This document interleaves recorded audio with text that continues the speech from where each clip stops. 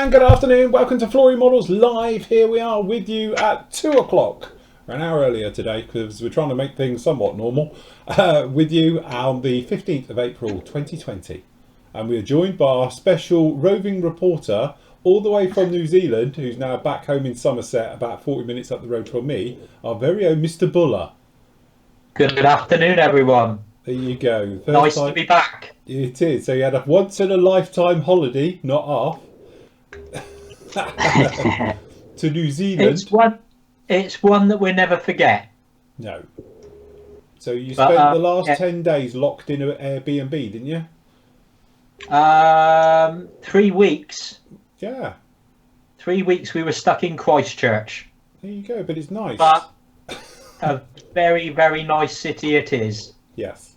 So there we go. Thank you to all the Kiwis out there who looked after John and the lovely Lynn. In there. I'll tell you what, the Kiwis are a special bunch of people because they couldn't do enough for you. Yes. Brilliant people. Bless. Yeah, it was a different holiday. But yeah, no, we still enjoyed it. Thing is, it's given us an excuse to go back now because we didn't see much of the South Island at all. So we are going to have to go back at some point in the future. So there you go, everyone. You need another COVID virus, but this time do it the week before he leaves. If you don't want him to get there, it'll be fine. Anyway, Matt's with us as well. You all right, Matt? How's it going? Yes, yeah, I'm good, thank you. Afternoon, everybody. Very nice. And Nathan's with us. Hello. How's your vortex generators done? Have you finished them yet? Oh, well, I've only been working on the old Tornado. I've got a box full of bits now, so nice. I'm finishing off part 4. Very good. Getting part 4 ready. Excellent. Very good indeed. Anyway, good afternoon to everybody who is in live chat on the floor right side of things. Very nice to see you all in there as well, and welcome back. They're all saying for John. Did John bring back an entire stock of Wing That Wings kits? I don't think he was actually aware of all that going on at that point. So yes, never mind. Were you close to them, Wing That Wings place at all? They're based in Wellington, aren't they? Yeah. But we did manage to get to the Amarca Aviation Heritage Centre. Nice. At Blenheim on the South Island, and I've got to say that is probably the best museum I've ever been to. There you go. Small, not massive, but the displays were absolutely stunning. Very nice. I highly recommend it to anyone to go there. Very good. Lovely. And good afternoon to everybody who is live with us on YouTube as well. We are live across the airwaves. So what we got? Bulgaria, Cheshire, North Dakota, 8 a.m. there. So yes, well done to everybody who's joining us this afternoon. So usual thing, pretty much as we've been doing this last couple of weeks. It's all totally informal. We've got some things we're probably going to be talking about. I know Matt wants to do some painting and various things, don't you? Yeah, me wrought iron railings. Yes. Fencing, whatever you want to call it. So yes. Have you decided what colour you're going to do them yet? No, I haven't. No, I might put it for a public vote. You know it'd be wrong. Anyway. Pink. I might do it RLM 83. I would. You should. I think you should. The blue shade. No, don't start that again. We will have to say, because I think that's a valid point. Nathan, what did you say about the reason why it's a green colour? But I think that makes total sense. Okay, the two things. This blue colour came up a couple of years ago in research. But if you look at the wider context, the whole reason that RLM 80s came about and the final camouflage colour on the Luftwaffe aircraft was green and brown. And the reason they did that was to help camouflage them on the ground, because especially the ME-262s, they used to hide them in forests at the edge of the airfields, and that's why the whole green-brown camouflage colour was adopted. It's not effective in the sky, is it? Green and brown is not the camouflage colour you want. So they moved from the grey-blues to green-browns to hide them. So why is this RLM 83 colour suddenly blue, and a really dark blue, almost like the sort of Pacific Corsair colour? It just doesn't seem to make sense to me that they go to the effort right at the end of the war of dictating a new blue for camouflage. And it's just, when contradictory every research tells me it's blue and another tells me it's green, and for years it's been green. And my gut feeling says this blue is a bit of a red herring. But the research, the book that the AK Real Colour book also said there's no real evidence for this blue being used. It was an experimental camouflage colour. So again, it's like they've released this funny shade of blue on new research, but research to be good has got to come from 2 or 3 different places. Yes. And the green, my gut feeling is, the other gut feeling is, no one in the model shows painting ME109s in dark blue. I just don't see it. It came up in Scale Aircraft Modelling. They did a colour conundrum article on it. This really deep, deep shade of blue. Almost the same colour as the cap on that. And I'm like, my gut feeling tells me it's not an effective camouflage colour for Germany. No. And to me, it's one of those things as well. When you obviously from a sensible point of view, it makes sense for it to be green and not blue. So that's why my money would go on the green side. Because the only theatre of operation for the Germans was this increasingly small patch of German sky that they could operate. There's no need for a dark blue. The Pacific theatre, dark blue makes sense. Low-flying aircraft over the sea, dark blue. Yeah. Bavarian forests, dark blue. Not much. No. So there we go. That's the official from our Luftwaffe expert. That's just gut feeling. That's it. You just know you get bombarded by a million messages now. The other one to throw at them, is it the right shade of blue? Wow, this is it. What shade of blue is it? I think I'm going to put a blog post up, just call it Chasing Rainbows, because that's literally what we're doing. Yes, aren't we, really? Got more chance of catching a leprechaun than getting it put to bed. And then it'll be the wrong colour, so don't worry about it. Anyway, so afternoon to everybody who's posted up where they are in the world as well. So hello Australia, we've got Lisbon down there, we've got Melbourne, we've got Yeovilton, which is just up the road from me really. So yes, lots of us. Very much good to have you all in there. So there you go, and lots of people are now going to start typing up all about different colours for German paint. So this goes to my thing yesterday about whatever. Other things to talk about. This morning, I set up a new thing on the Flory Models site where you can watch me live. So we had it on live. As I say, I put the sound on occasionally so you can hear me talk to myself, but when I'm filming, I have to turn the sound off. So this morning, I was live for an hour and a bit whilst I was doing the weapons for this particular bird, and we were sorting out the bits and pieces on the stand, gluing that in place, all of those things as well. So that was up. It's a new thing, just going to try it. We'll see how it goes for a couple of weeks. If it's rubbish, then I'll discontinue it. If you guys quite like it, I'll leave it on. But the thing is, it's not going to be one of those where you can go back and watch it later. If it's just a live stream that's just streaming straight into there, and then when I turn it off, it turns it off. It's simple as that. But I just thought it might be interesting in case you've got nothing else to do. You can see what I get up to, and I have the wide camera on as well for it and stuff like that. But anyway, we were on this morning for a couple of hours. Well, it was about an hour and a half, I think it was in total. So yes, you can catch that one as well. Anyway, so we can watch you picking your nose, scratching your arse. Yeah, yapping to you, the usual. Yeah. Yes. But on a lighter note, we know he's on about deliveries this morning that have been delayed. Well, one of mine turned up on literally a 10-ton lorry, and it was a toner cartridge for my printer. So that was good.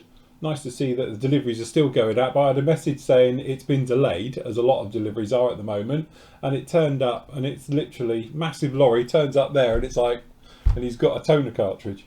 Yeah, that was like yesterday. To be honest, actually, the first Hobbyco order turned up today. Oh, right, cool. Because I put another one in today, so that's in. It's in the garage, to be honest. I'll be sorting through that tomorrow, so that means paint's in, and people are waiting on some items that I know of, and the boxes, because I'm out of boxes. So if you're wondering why there's a bit of a delay, I ordered them last week, but obviously they're normally next day to 2 days, but obviously with what's going on, they're a bit longer. They're coming tomorrow, so that means then any sort of back orders, anything that people are waiting for, will be dispatched before the weekend. So I do apologise, there's been a delay, but like I say, we're out of boxes. Yes. So, but yeah, apart from that, we're all good. Very good. Right, first little question here, because it's been sent over on the forum, is this. So it says, hi Phil and team, I'm doing the old Playfix kit for the COVID build, and I say he's put, and says it's a handful, is putting it mildly. The engine and the cells are in 3 parts which don't fit very well. So as we can see, this is the problem he's got, and a few sink marks by the looks of it as well. And he was basically saying in here, would you sand and fill or have a go at scratch building? Here's a link to his build. So anyway, I did have a quick flick over to his build, which is very good, by the way. And I'd say he's had a few little problems with it, like trying to get the ailerons to fit, but that's just the thing that he's trimming down and sticking in. But it has been quite Hey, that's a good cockpit. I was going to say, you think it looks like, what's the Japanese train, the bullet train? You could do that, couldn't you? A bit of sanding. Looks like a nose of a platypus. It is, isn't it? It's a bit, yeah, but here's the engines, as you can see them here, and then putting them on. The thing is, I don't remember mine just being round tubes. I thought they had a bit more shape. Clearly it's not here, so I can't look at it to see, but I'm sure they're not just round. So It does look like a candidate for plastic rod, doesn't it? Well, it's, yeah. I don't know. They just look a little bit weird. I thought they had intakes on the sides and underneath and things. I can't remember it that well. Say, I don't have the model here. It's up at the unit. But, yeah, I would, well. That looks... Yeah, I must admit, I have seen that kit on eBay. Playfix, isn't it? Yeah. Is it a weird scale as well? Yeah, I don't think it's that big, because he's got his hand on it. Is it 1 to 100 or something? I don't know. It's something like that, yeah. It's a dinky one. Judging by the... Yeah. It's rough, isn't it? It's a bit. It's an old kit as well, I think. Yikes. One of those box scale kits that just did it to fit the box. Oh. See, it's a bit of a tube, like mine was, and then, as you say, it just, I don't know, it looks a bit weird. I mean, if you've got as far as... Has he got a picture of the box art? There you go. Yeah. There it is. Yeah. What scale is it? I can't see it. I'll see it. I've got to say, I think that camo on the box art might be a bit wrong. Yeah, they've done it in sort of Euro 1 camo. Yeah, shit, that doesn't look right for the nose shape either, does it? I know, but it's an old kit, and it is what it is, I think. It does come with a stand. There you go again. See, look, props. There's that weird Russian paper that mine glossed the gladiators. Parchment. Parchment paper, yes. Yeah, Egyptian paper. Yeah, it's linen paper. So, yeah. I don't know, has he got what scale it is at the top? Oh, 1 to 100-ish. Yeah, Yeah. thanks, Ian. Ish. Oh, He's look, on the that's chat why at I've the got it wrong. moment. It's not a TU-95, it's a TU-20. What's one of them, John? I don't know. Yeah, I don't. Like I say, I've seen it on eBay, and I don't know. I'll tell you what, it's got a hell of a bomb bay. Look at the fall of the bombs. It must carry like a B-52. Yeah. That box art is funky. I quite like it. Done by a 12-year-old with some crayons. When you finish with that, can you send the box art to John, because he needs to put on his wall behind him? Yeah, there you go. Look, it says Neil Pearson, age 12. I'll have to have a look later on Scale Mates to see actually where that sort of originated from, but that must be a really old kit, I would imagine. It looks rustic, doesn't it? I don't know, if you've got as far as wood scratch building, be easier. Because Well, it does the look thing like... is, looking at the box art, they don't look like the normal Bears engines anyway, look. So you could possibly just tube it and... Yeah, tube it and just round it off at the front. Yeah. Gee. Yes. It was obviously the predecessor prototype, was it, to the Bear family? So, I don't know. Again, we're not being very helpful here, are we? I would say sand it and see how you get on with it, and then if it's not really going, and then, yeah, scratch it. If you've got some tubes that size.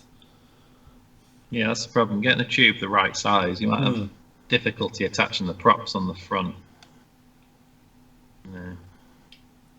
I'd fill and sand it to shape, I think, and just run with it. Yeah, I would probably. Yeah. Yeah. Unless you've got if you've got tube that diameter, then yeah, I think I would, like Matt says, I'll just fill it, sand it, and go with it. Definitely one of those ones where you sort of just get in there. At the moment, it's East German, Ooh, All right. made in the GDR. ooh. What year's the kit? Do we know? It's got to be before 1990, 91, isn't it now? Yeah, if it's East, yeah. There we go.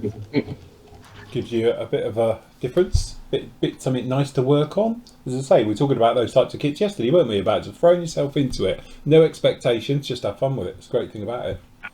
Yeah. 1988, apparently. 1988. There you go. You might as well even do the camo scheme on the box. Yeah. There you go. Very nice. I suppose you could always go old school and get some balsa wood or some dowel and What, whittle one in it? Just whittle one into shape. whittle new engines. I'd be tempted to carry on regardless with the kit part, and if it goes pear-shaped, then go scratch building as a plan B, couldn't you? Victor says, what colour did I paint my 172nd MI35? It was eggplant. Yeah, it was, but whose colour was it? Was it MRPs, wasn't it? was it MRP? Yeah, I've got a feeling it was MRP's eggplant, yeah. Yes, it would have been MRP, because I don't think we had the attackers in at that point. Yes. Oh, I think we did. So yeah, I don't know what that is. Hold on, because I've got it here actually. I can tell you it was. I'm surprised John didn't pop my off. I've got it up there. I don't know what it is. I'm a bit unsure about it. I know it is MRP, which I do like MRP, but Do you think it's the right shade of eggplant? Or well, do you this is it. think, or do you think it should be more bluer or greener? It's a bit. Matt's probably building a up bit- pressure in the boiler. Yeah, I wouldn't talk.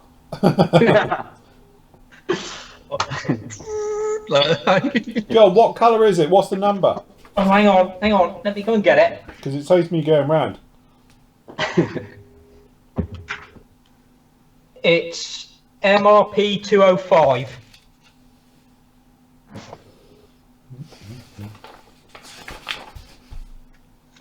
There you go. 05. Yes, that's it. So what was your theory on it then, John? But it has got a bit of a, yeah, it's a bit purpley. What are you trying to say? It's a bit purpley, I think that's what he's trying to say. What's wrong with that? What's wrong with that? It's not purple, it's just the camera. Hold on. Yeah, it's the lighting. It's the lighting, clearly. So the camera on, actually. Those shows today.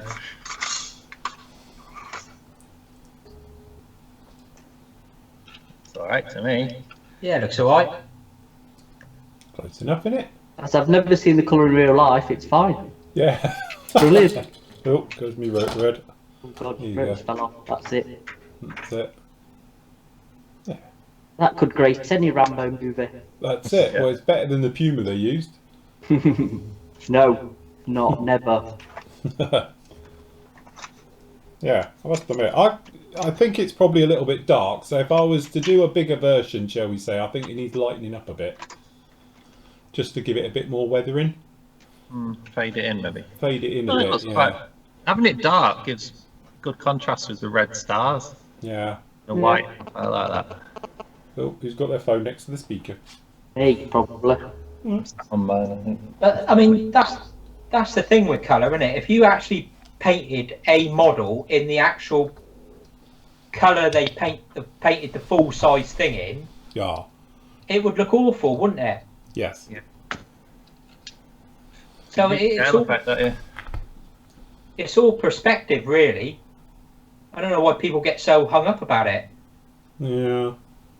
Well, as you say, I think you always need to lighten it for scale effect. And then I like, we were talking about this the other day and that, but as I say, I usually lighten my paint up a little bit more, because by the time I've weathered it, it'll be darker anyway. By the time it's had washes and oil all over it, it'll darken down. So you need to lighten it in the first place to allow for all of that. Is there a video build on that film? It was done as live, wasn't it? We did it as a live thing. Yeah, it's a Wednesday night show. It was a Wednesday night live job, wasn't it? That was Wessex Wednesday. Yeah, and I did a hind. Yeah, it was Wessex Wednesday, and I did a hind. So yeah, close. What would you say is the best 148 scale A10 kit, Hobby Boss? Hobby Boss. Yeah. Wait for it, everyone. Oh no, tell me a kit's It's not more perfect, accurate is it? shape. But We discussed this a couple of shows back. We were saying that the A10 is a very, very difficult one to get the nose right on it. And some people have made a complete horrible mess of it. Other people have got it pretty close. One of the ones I think isn't too far out is actually the 32nd Trumpy one. I think that's actually, when you look at the nose of that, it's a little bit flat still on the top, but it's not that far out. And I know a lot of people say, oh, but it is. By the time you've weathered it and get it all sorted, it isn't too bad. I think it's all right.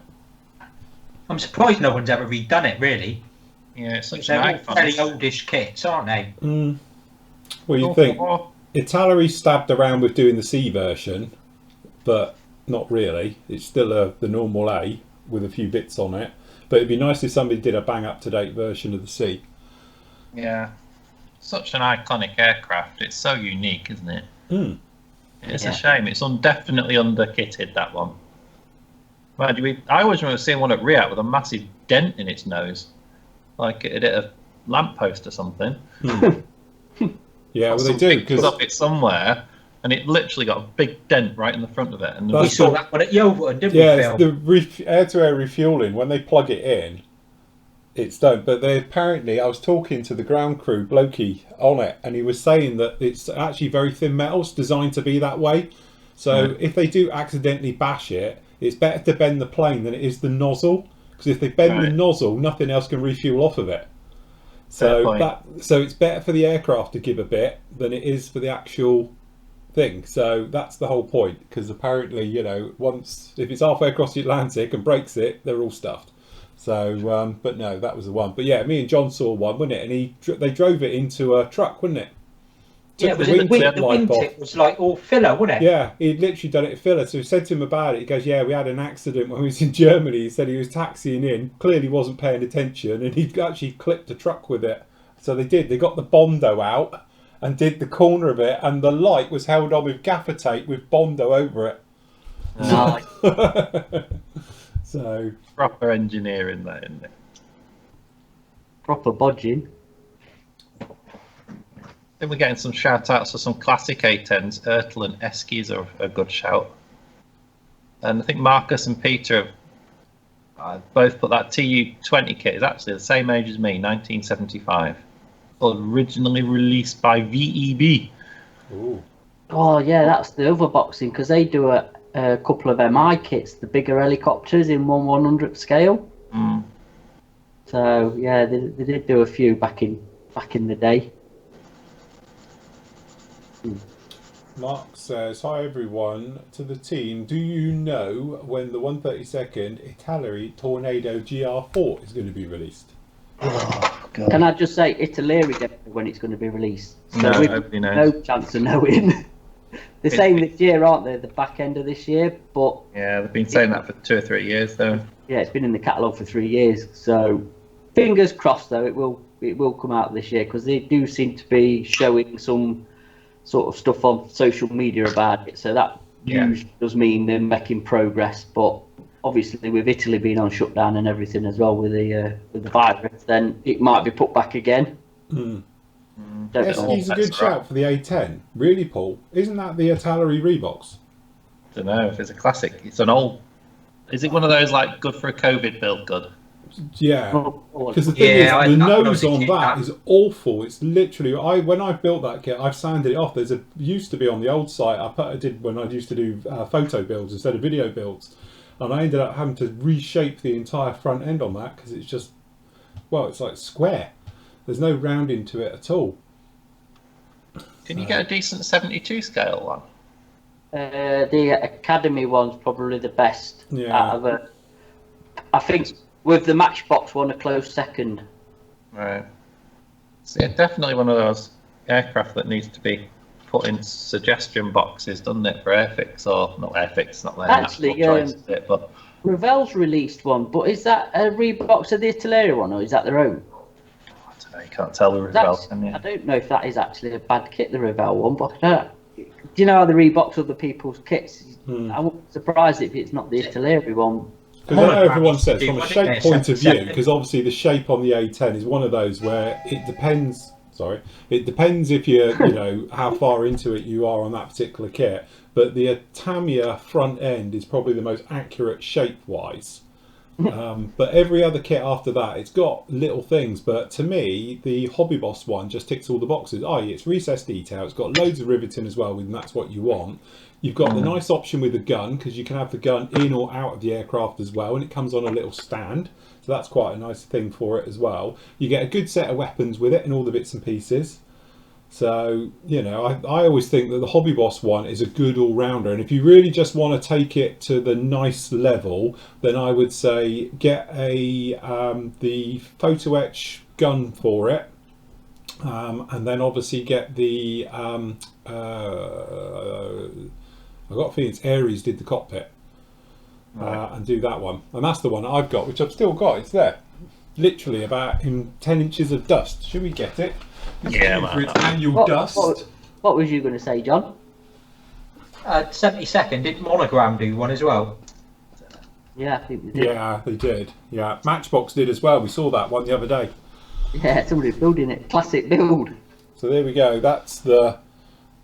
Again, the nose is just a little bit too pointy.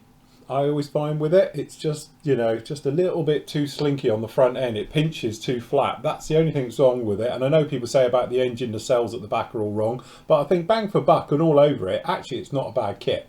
You can do quite a bit with it, And you can cover it in dust. This is winter camo, clearly.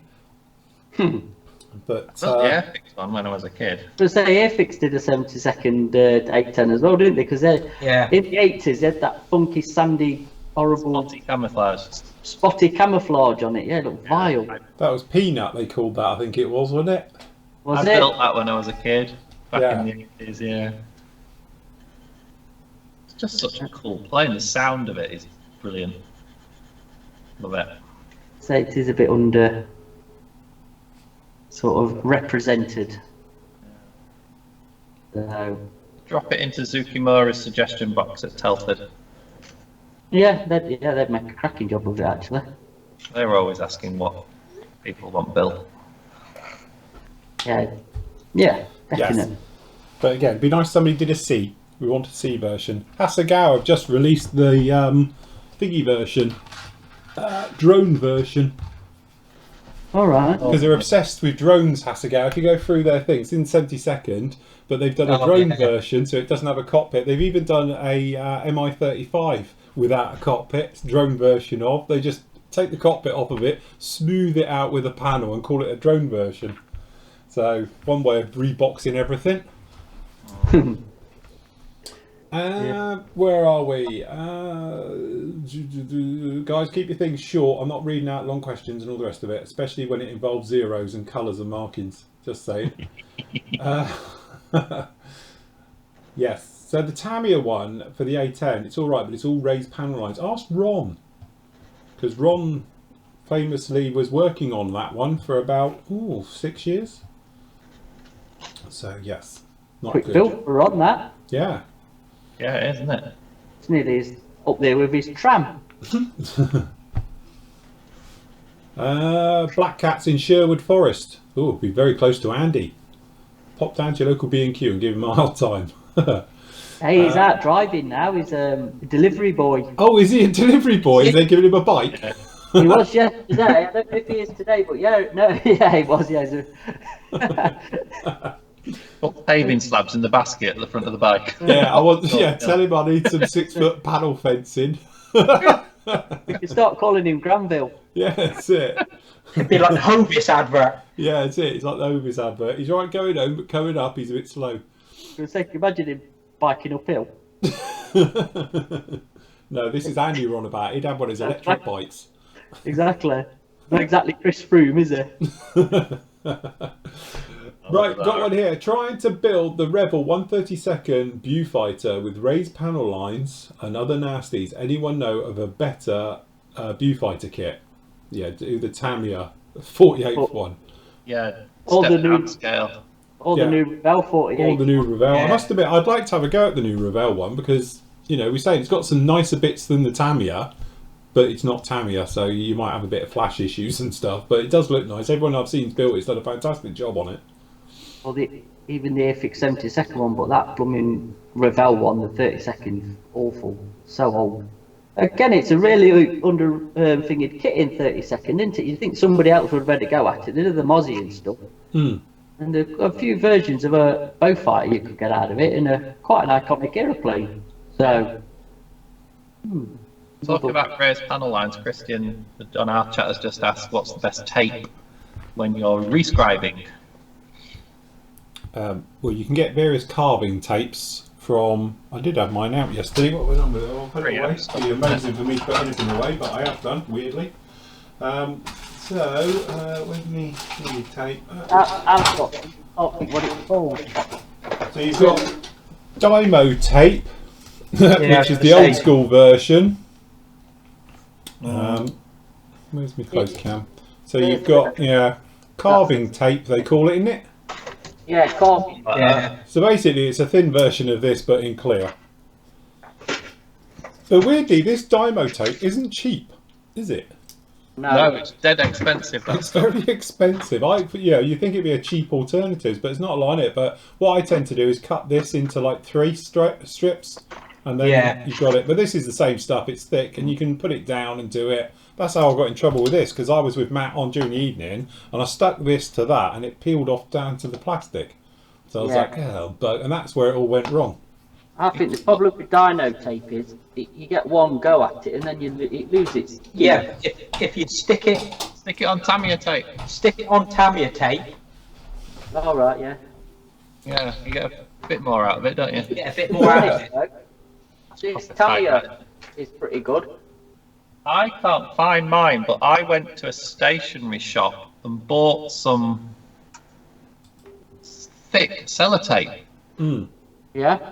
And you go to a stationery shop and there's like a clear sellotape, and it's just about thick enough to guide a scriber. I've Well, seen that's dirt people- cheap, but I can't find it. People use insulation tape, don't they? Electrical tape. Well, you can get Yeah. Oh, hang on. I can't find it. What's it to? another option is the Tamiya Kirby masking tape, that white one that they do. Yeah. That's all right. That's what I've just, that works. I can't find my sellotape. Oh, here it is. Yeah, I've got some of this as well. That's quite good. It's like 3M. yeah, they use it for like pinstriping. Yeah, pin tape. That's quite good. Scotch Magic There tape. you go. Scotch Magic. To be honest with you, the one I wouldn't use is dyno tape. I've tried it before. I think it's useless. Yeah, Well, I the must Scotch admit that Magic carving tape. tape's quite good. Yes. Yeah, at least you get a few passes with it. There's loads of options, really, isn't there? So. Yeah. Diamond tape's probably the easiest to use because it's the thickest.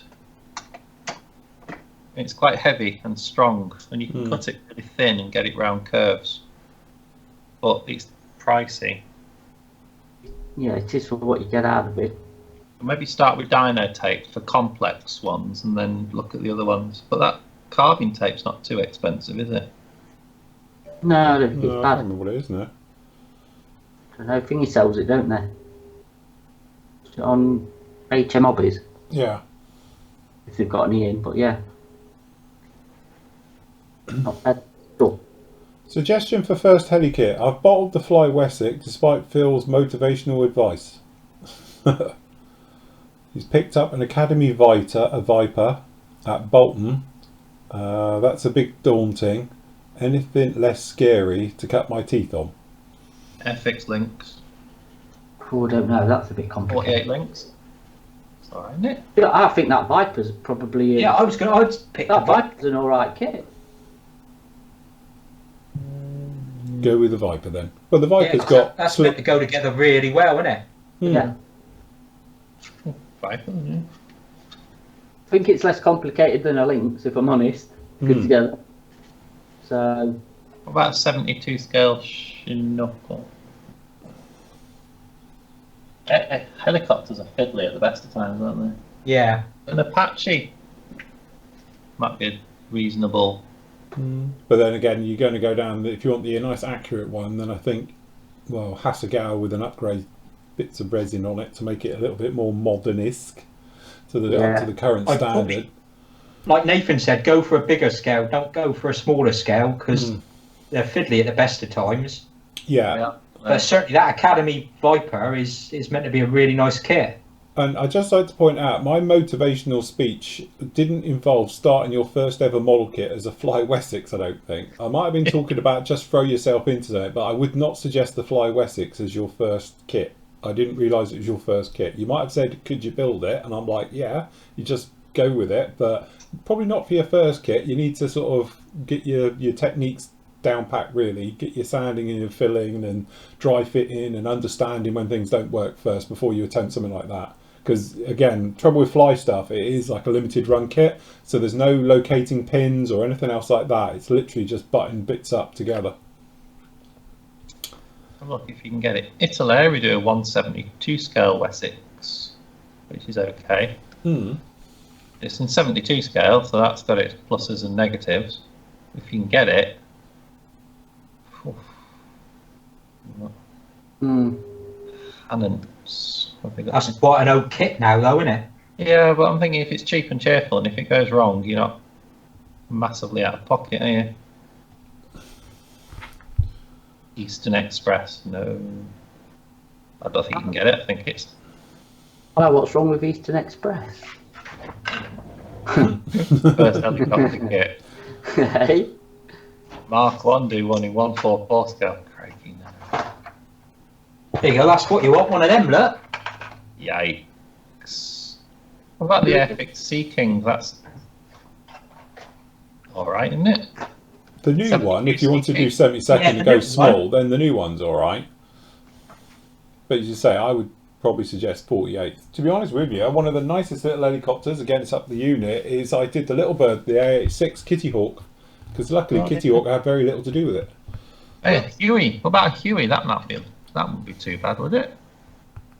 Yeah. Again, depending on your kit, I've got down there the thingy-majig one, Dragon one, and again it's all right, but you have to watch the glass work around it. So yeah, there's various ones around there, I'd say, but I wouldn't start on a Zucamora. Sorry, not Zucamora. I'm reading that. I wouldn't start on the Fly one as your first kit. You want to, you say, cut your teeth on other stuff, get your basics down. But apart from that, like the Cobra or Viper, whatever they call it, is a nice kit because that's all slip molded tail and everything else like that. So that's quite nice. What about the Kitty Hawk? Is the Kitty Hawk Huey any good in 48? That's looking at about £20. Yeah, it's all, yeah, again, it's not a real, well, as I say, I'm being rivet counting now, only because I know my Hueys quite well, but again, it's a bit of a hybrid kit, that one, between different versions of Hueys, but it's okay, but again, it's just got a few little fit issues and a few little gnarly points with it. It's not straightforward. It should have been the 35th. Hopefully, when the 35th one does come out, it'll be correct.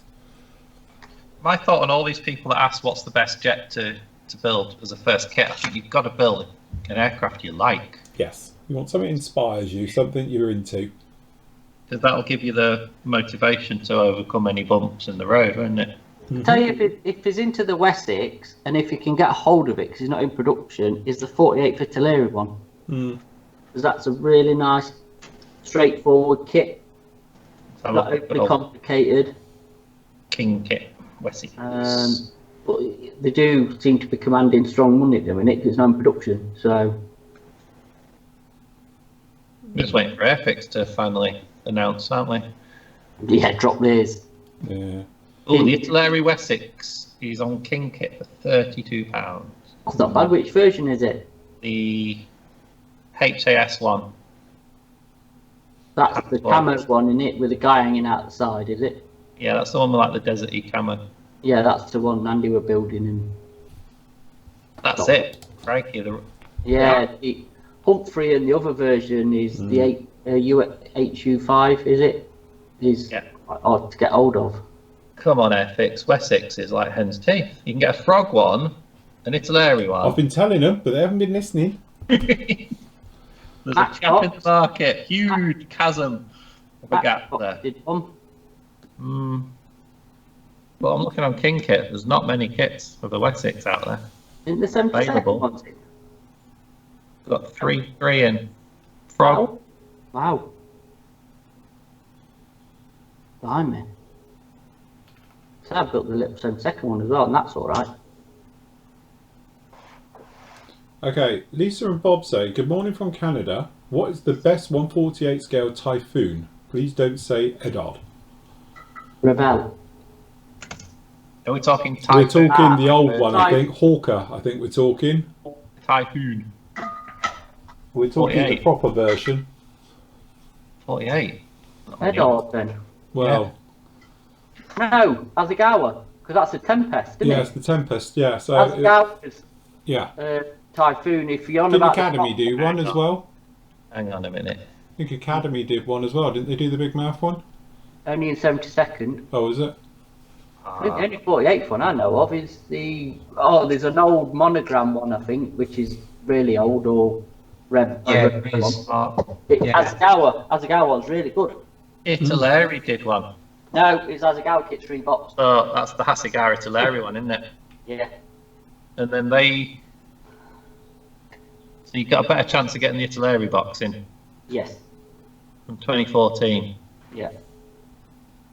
Yeah, I've heard people absolutely rate that one. Just built it.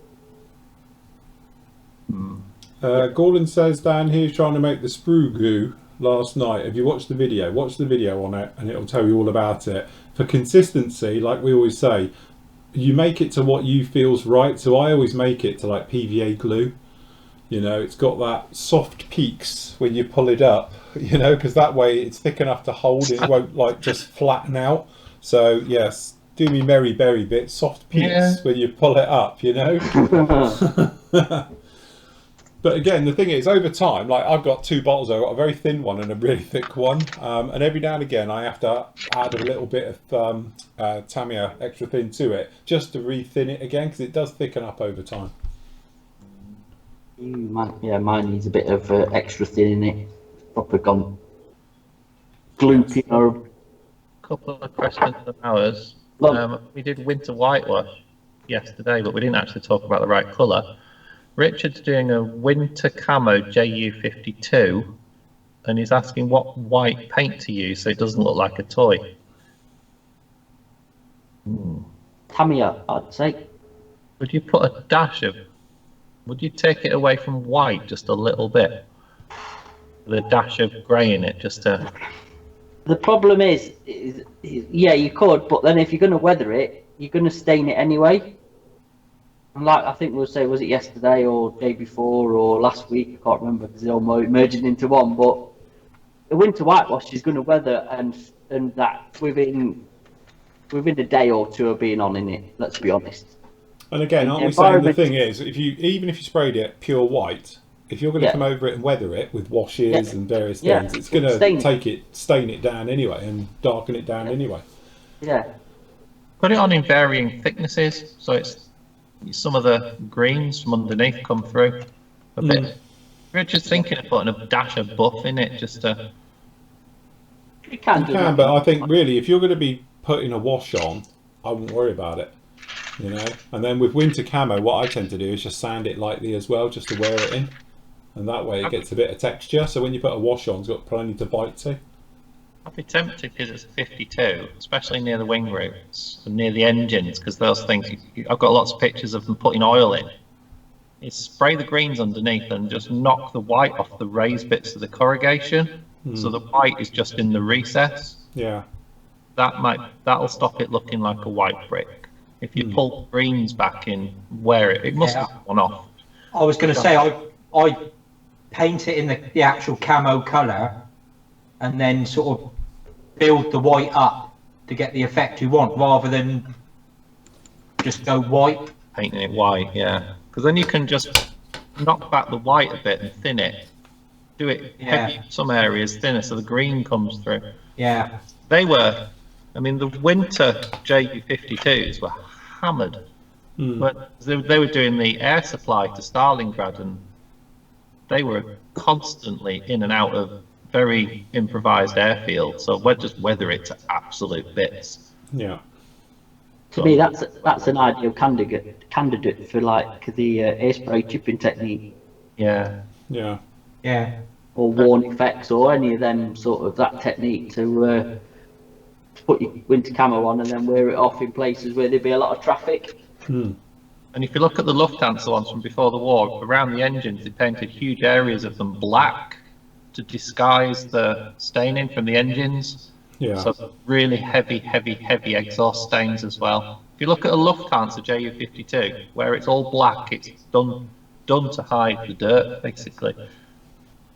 So God just gone nuts on the weathering. That one. I've got a button on here. It says insert ad. What happens if I press that? You'll insert an advert. We'll have an You'll get advert. to watch Can Grammarly you have ad advert. breaks in this? I've never seen it before. Just got a thing. It says insert ad. That means we Create can all highlight. Got a quick one here. Hi guys, loving the shows. Do you have any ideas on where I would get a set of decals for a Dragon Dornier A12 and what's that? An Antia? 1/72 kit. I've tried Dragon Oh, and an had no luck. Antita. Antita, that's it. Oh, it's a.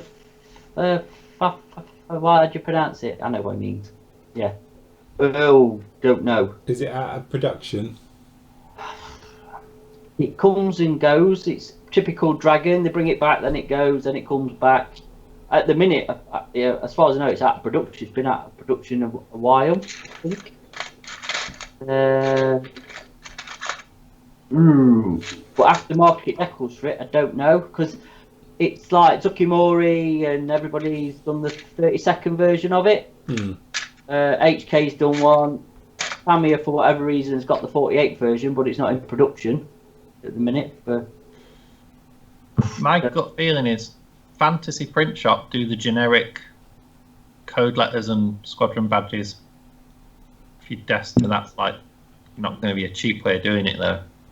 Just to get some generic decal sheets and perhaps put it together that way. I think it's going to be a look on Google, innit? Look on the internet. Yeah, I mean, buy a kit. Might be the cheapest way to do it. Yes. So what's the team's preference for canopies? Fluid, whose hope is for me it dries on the brush. Well, Matt buys a mask set for everything. It doesn't mask anything. I'll tell you what, I'm looking for a mask set for this. Well, yeah, because obviously So- square windows are tricky. He said he got 4 windows, mask set all day long. And they're square, so yeah, that's it. I just use little bits of Tamiya tape. Yeah, I Tamiya tape. Normally I use a big piece of Tamiya tape right over the entire thing, round it with a cocktail stick so I can see where the edges are to sort of burnish them in, and then just cut it with a knife. I must admit, I'm lazy. If I can get, if Ed I'll do a mask set, I'll buy it generally. I spend more time trying to line it up and get it in the right way than I do with actually just put a bit of tape over it and cut it in. That's my trouble. Although I have used the mask set for the main canopy on the actual MiG, but I use my own for the rest of it because I just found it easier to go round. But yes, it's all right. But yes, got that one in there. Only because it's got a funny shape on the top. Some of the guys are saying about using bare metal foil. Yeah, that's the old school way, isn't it? Because you can see it, place it down, you can see exactly where that is and then cut it. As long as you don't tear it. Yeah, I have tried doing that, but I always find it just, you get all the residue left on the canopy when you take it off. Yeah. Yeah. The thing with these pre-cut mask sets, they're getting a bit pricey for me. Sometimes they're £6, and if you're doing Yeah, 70 do you know what? It's funny you say that. I was having a look online the other day at a certain store, begins with H, ends in S. And literally, I was going along through their sheets a bit, and I was looking. Some of the mask sets now are £6 and £7, and I'm thinking, what for a sheet like that? tiny. You know? And I'm thinking, you know, how do they justify that? Yeah, a bit of kabui tape that big, £6 a shot. I mean, sometimes if you've gone used and you're doing 72, if you've got like a little 72 scale fighter, the mask sheet costs more than the kit. Yeah. Which Yes. is like Spitfires and Messerschmitt kits. They've jumped up in price, them sets. They have. Matt would still pay, even if it's £30. Yeah. Absolutely. Ooh. Well, that's a funny colour in my paint. Ooh, What's that What happened the there, heck? Matt? it's gone. Because it's Brown. white underneath. Look. It's If just stir it. Don't shake it. Look, it's white. Yeah, it's just separated. You had thinners in that. It might have had something. I'm sure it has because I've never seen it do that. That's going to go yellow when you stir it, isn't it? Very. Give it a Stir shake. it up. Don't shake it. Stir it. Oh, you're going to atomise it. So what difference does it make? Don't get it all off the bottom. Well, Phil's not listening to Matt's advice. He never does. Richard's asking, he's building back to the JU-52. He's got to Yeah. fill the mid-upper gun area. So it's again, you're back to your corrugations. What's the best way to fill it? I'd milli put it because you can with water. You can Yeah. get any water-based filler. Because once you put your filler on, you can get a Q-tip. Doesn't have to be milli put. Get one of those cotton buds and just backwards and forwards with it. But just double check on references how the real thing looked. It might have looked pretty shonky in real life. Probably did. Don't that kit come with a blank then?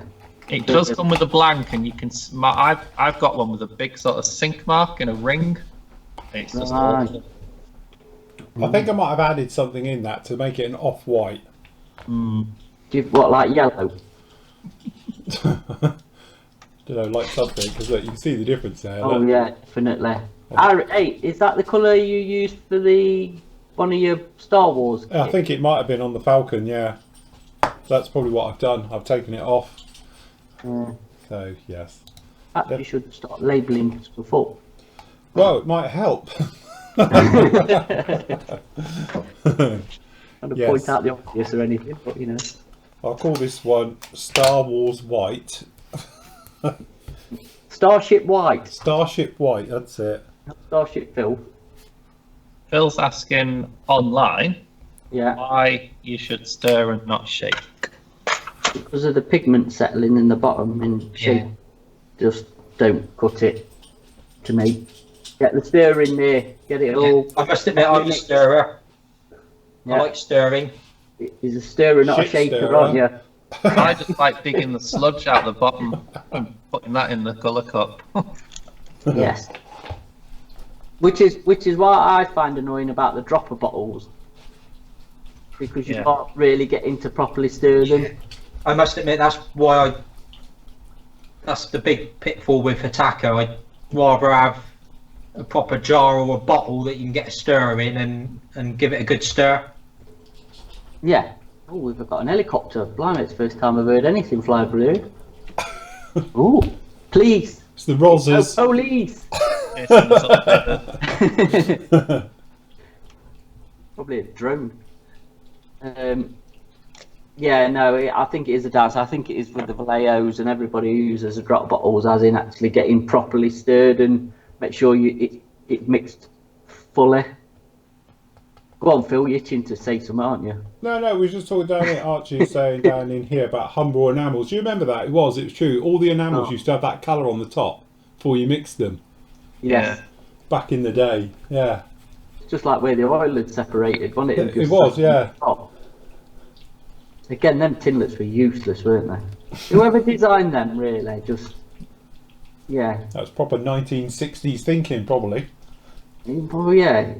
Just... Yeah, but I never thought I'd actually decant the paint out of the can into something else without getting it all around the lid and then not be able to get the lid on after a few goes. It's just all gone crusty and welded itself shut. Not good thinking. No. Right, what I'm going to do is just give this thing a coat of white, seeing as we're supposed to be doing buildings and things. So Ooh, after my buildings. effort down in here, I think we'll give this a little bit of white paint. Let me just zoom in a bit. There we go. So using pure white or off white, No, we're going to use pure white because I've got a plan for this. have you? So clever. God, is it a Baldric plan? It is a Baldric plan on this. Well, it's raised details, isn't it? So I'm going to have to do something. Right. So it may be having a very, very light dry brush Ooh. with like grey. to cool. bring those panel lines to life. That's a question for the chat. Why is dry brushing so sort of frowned upon now and not very fashionable? Because I think it's a brilliant technique. I enjoy it, especially with oils. Now I've learned to do it with oils. Yeah. You know, that's the thing. See? I think it was all the rage at one point, and I think it was just like you went through a phase where it was totally overdone. Yeah. Do you know what I mean? And it just didn't look right. Yeah. I know it used to be used a lot on armour kits and stuff back in the day. I mean, aircraft, I don't think so much, but I know like it was really used a lot on armour. But then armour's got a lot of raised detail you can dry brush to make it pop. But then obviously things moved on and there's like the modulation and other techniques have come along. But I think in certain cases, it's easier to dry brush it than faff around doing other techniques to do the same effect. Do you know what I mean? It's one of those techniques, I think, where you want to be subtle with it. It looks better if you're subtle with it than if you go totally overboard with it. Yeah, I know what you mean. Maybe it's just a fashion thing, like enamel paints have really fallen out of favour, haven't they? They'll be back, trust me. In one form or another, believe it. Oh, and I'll just mute myself a sec. You guys keep talking. Don't worry. When you talk about fashion, what I have noticed is this COVID-19 has made vintage kits really popular. To say something. What was that? Pardon? Hello?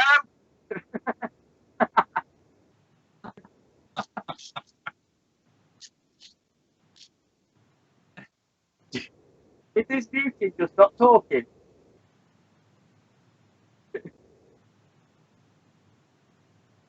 Something's got it.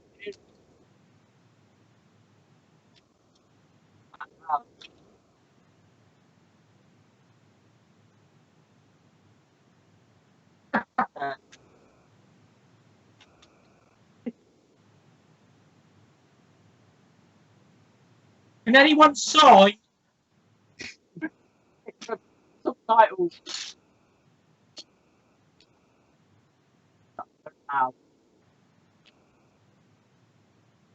This one thing is a fast sprayer.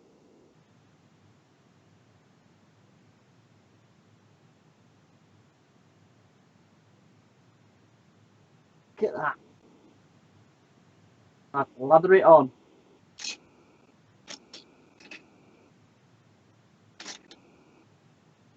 Got any questions?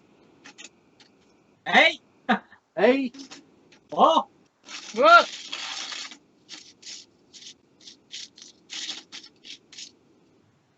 We've got some look in our chat.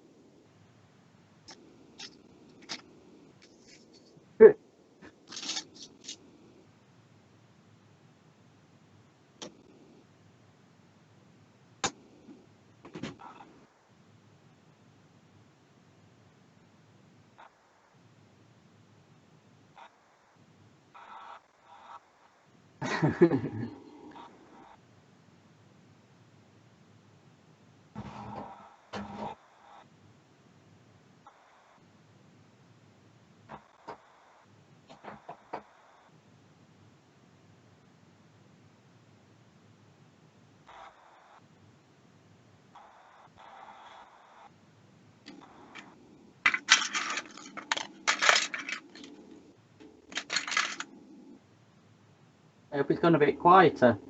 Was that me? I don't know, it was dead loud for a second, wasn't it? Yeah, what did he actually mute? I don't know. It does. Can you see that?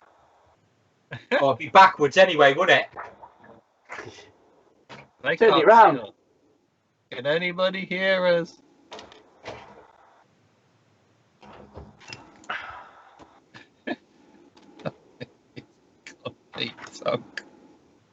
And I thought he was meant to be professional at this broadcasting lot. We can be heard. We can be heard. We're on. Ah. Oh, come work it, okay. Stop swearing. Yeah.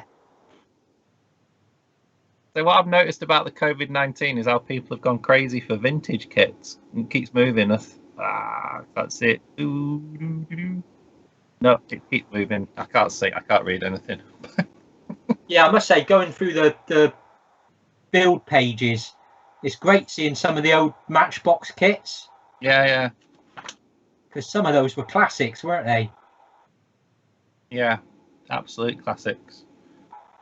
Sort of stuff that's been staying in the stash for years and years and years. Suddenly I've had an outing, haven't they?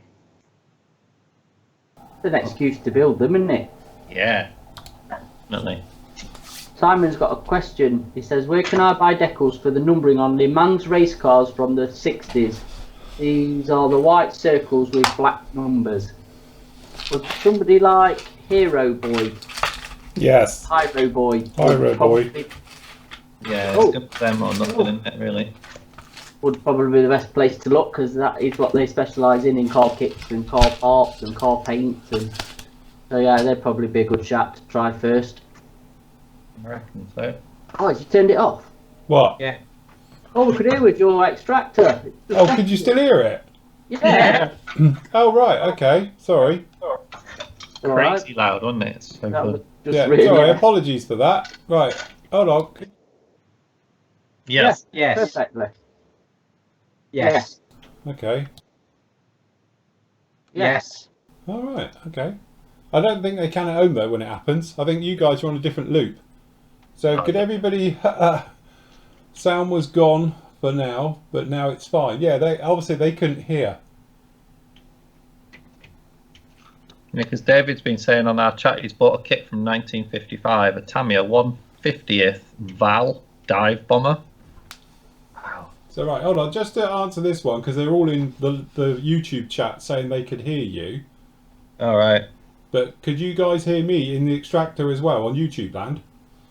See if it's on a different sound loop. I think you guys are on a different one because you're running and coming in through Skype. Yeah, they can't hear your extractor. It's just we could hear it and we couldn't hear each other because it was that loud. Oh right, okay. Sorry. couldn't Next time, talk, I'll so disconnect me mic next time and not me overall, so you'll be all right. Sorry, Yeah. apologies for that, everyone. Yeah. But yeah, no, I didn't know Tamiya was winning like 1955. It's been one of their very first kits. Must have been. But yeah, apparently here Hiro Boy is closed. Just for the COVID, though. Yeah. Yeah, exactly, David. He is a fast player, thankfully. So, after that, I don't know if any of the car guys know any different. I think Fantasy Print Shop's always worth a look for basic letters, and you always mask the disc, and then if you can find on Fantasy Print Shop, the problem's going to be getting the right style of lettering, isn't it? Yeah, The font is going to be tricky. yeah. Oh, look, look, painting on the sprue. I know. See, hang me for it. Good on you. I was going to say before we started that racket, I've got a new favourite white. A new favourite white. That's that Mr. Surfacer 1500. Right. Yeah. Give that a go as a white colour, not just a primer or whatever. It's brilliant. It goes on and it's so smooth. It's just like the Tamiya Fine Service primer, Yeah. and it's got a real good colour density. I was going to say, I bet it's really opaque, isn't it? Yeah, it's absolutely brilliant. But we found out that stuff and the black one's designed for Gundams to cover the gaudy plastic that they do them in, you know, the colours they see. So if somebody wants to paint them, they can just base them up in either the black, white, mahogany, is it, you know, the coloured Yeah, primers, and then they can start an all-over base colour of one colour instead of all, you know, different. yeah. Well, that's definitely my go-to now for anything that's white. Oh, right, okay. What did Just you, to use that, it's brilliant. what, with levelling thinner? Yeah, just mix it with leveling thinner. I haven't tried it with the rapid thinner to see if that changes, you know, the sheen. Yeah. But yeah, with the leveling thinner, it's absolutely fantastic. Really smooth. And like I say, real good colour density to it. Right. I've heard it's good stuff, to be honest. And the black. Yeah, Sorry, mate. those intakes there, I originally sprayed them black, Mr. Servicer black. Yeah. Because I'd forgotten I got the white. Right. And then they're white anyway. Yeah. So I gave that a coat over and it went straight over the black, no problem. Brilliant. Just actually, because you're building the 48 Café, aren't you? Yeah. Are you finding any issues with it? No. No. No fit issues, no... Not as yet, no. I've put the fuselage together. That's gone okay. I had a little gap up behind the cockpit, but I think that's my fault, where I wasn't careful enough cleaning up the rear bulkhead, right. the cockpit. But yeah, no, so far it's gone together okay. All right, cool. Quick one from Alan. Said, Matt, did you get his email about missing paint? Yes, I did. Yes. Right. What, do you want me to, you know, yes, I did. I'll after when I get 2 minutes. Sorry, I've had a busy morning. Had a few recommendations for spot model in Spain for car builders. They ship to the UK. All right. That's still open. Yeah. Stephen says, I'm doing the 1956, I think he means Revell 132nd missile and truck. I was 8 at the time. If I recall, it was $9.98, which was a lot of money back then. Very nice. See, proper old classic kits, look. Yeah. Especially when they're like, you know, over 50 years old. So I'm loving this classic kit resurgence. Brilliant. That means you can build your stash. Yeah.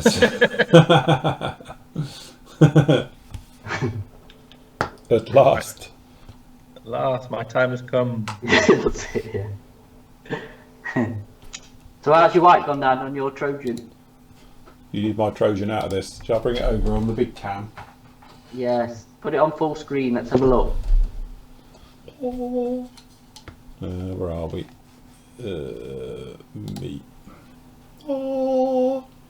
I don't understand why people have a mass trouble spraying white. I think you just need to, when you're putting it down, is just to have it thicker than you normally would have your normal paint and just move closer to it. So this is just Tamiya flat white, acrylic, not the lacquer, purely because I'm out of lacquer. Matt, need lacquer. So yeah, and literally just going through the motions of thick coat on first, you know, and then come away, go elsewhere like you've probably just seen it, and then you just come in again and then looking across it. So I don't know how well, if we can find, there you go, you see it's shiny, so when you're putting it down it looks shiny, and then just come off and leave it, and then obviously it's now drying. But you want to, when you're doing it, so you catch it in the light, a bit different because I'm looking at it different to you guys. Hold on, where you see it in the light, see it shining, so you're going on, so it looks quite wet, and then that way you just come off. But the paint's quite thick, so you're spraying closer to it. 2 coats and you're done, you know, and away you go. So it's one of those. I've done the tail because I think the tail's white on this one, isn't it, Matt? Oh, you've got the decals for it. I haven't got them yet, so. They're in the post, so I've got no idea. Oh right, okay. So I was thinking the tail was white. But I think it is. The rudder, anyway. So. Yeah, I think it is. So yeah. You might have to look online just to. I'll check online. But there we go. That's, and like obviously talking about spraying white. I've always done it. Tamiya XF2, and if this was gloss, I'd gloss it afterwards. But because it's got self-leveling thinners in, this will dry pretty much satin. It won't dry flat. You know, and that's it. But I've never really had mass trouble spraying it. In fact, one of my first ever videos is on YouTube now from 2007, with days when you could only do like a 2-minute video, and that's literally because somebody asked me about spraying white. How do you spray white? Because I was doing a lot of phantoms back then, with the underside being white, and I just showed that. So yeah, here we go. But I think it's all right. Right, when it's all done, what could possibly go wrong? I don't want to drop it down. But yeah, look, it's got a fingerprint where I held it. Hey, it looks alright, that.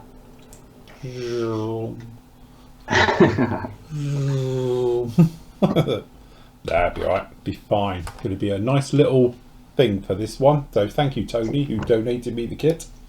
Yes. Getting me to build this stuff. But yes, XF2, Tamiya XF2. It's what I always spray. Never ever had a problem with it. It's one of those ones where, like we often say, that sometimes you're in that situation where something good comes along. Is it? Because I keep going back to using that. Because I've tried the Attacker one, and although it does it, I just find it easier to do it that way. The only one I would choose is the old LP2, but I'm almost out. I haven't got enough to do this in, so that's why I've reverted back. But it's basically the same thing. It's just a lacquer based version of it. So yes. I say, Bill, you ought to try the Mr. Surfacer. I haven't got any. I've only got the 1000, so give it a whirl. I used to do, and to be honest, we did it with the Dolphin.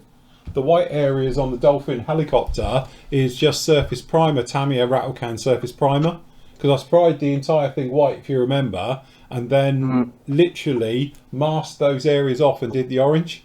So that's the white on that is Tamiya surface primer, so it's probably the same stuff. Because, you know, it came out beautifully. Because we glossed it afterwards, it was alright using that. Hey, look. He's got the walk around book out, look. Yeah. This book is the best book on tornadoes. Yes. Book's amazing. It's got everything.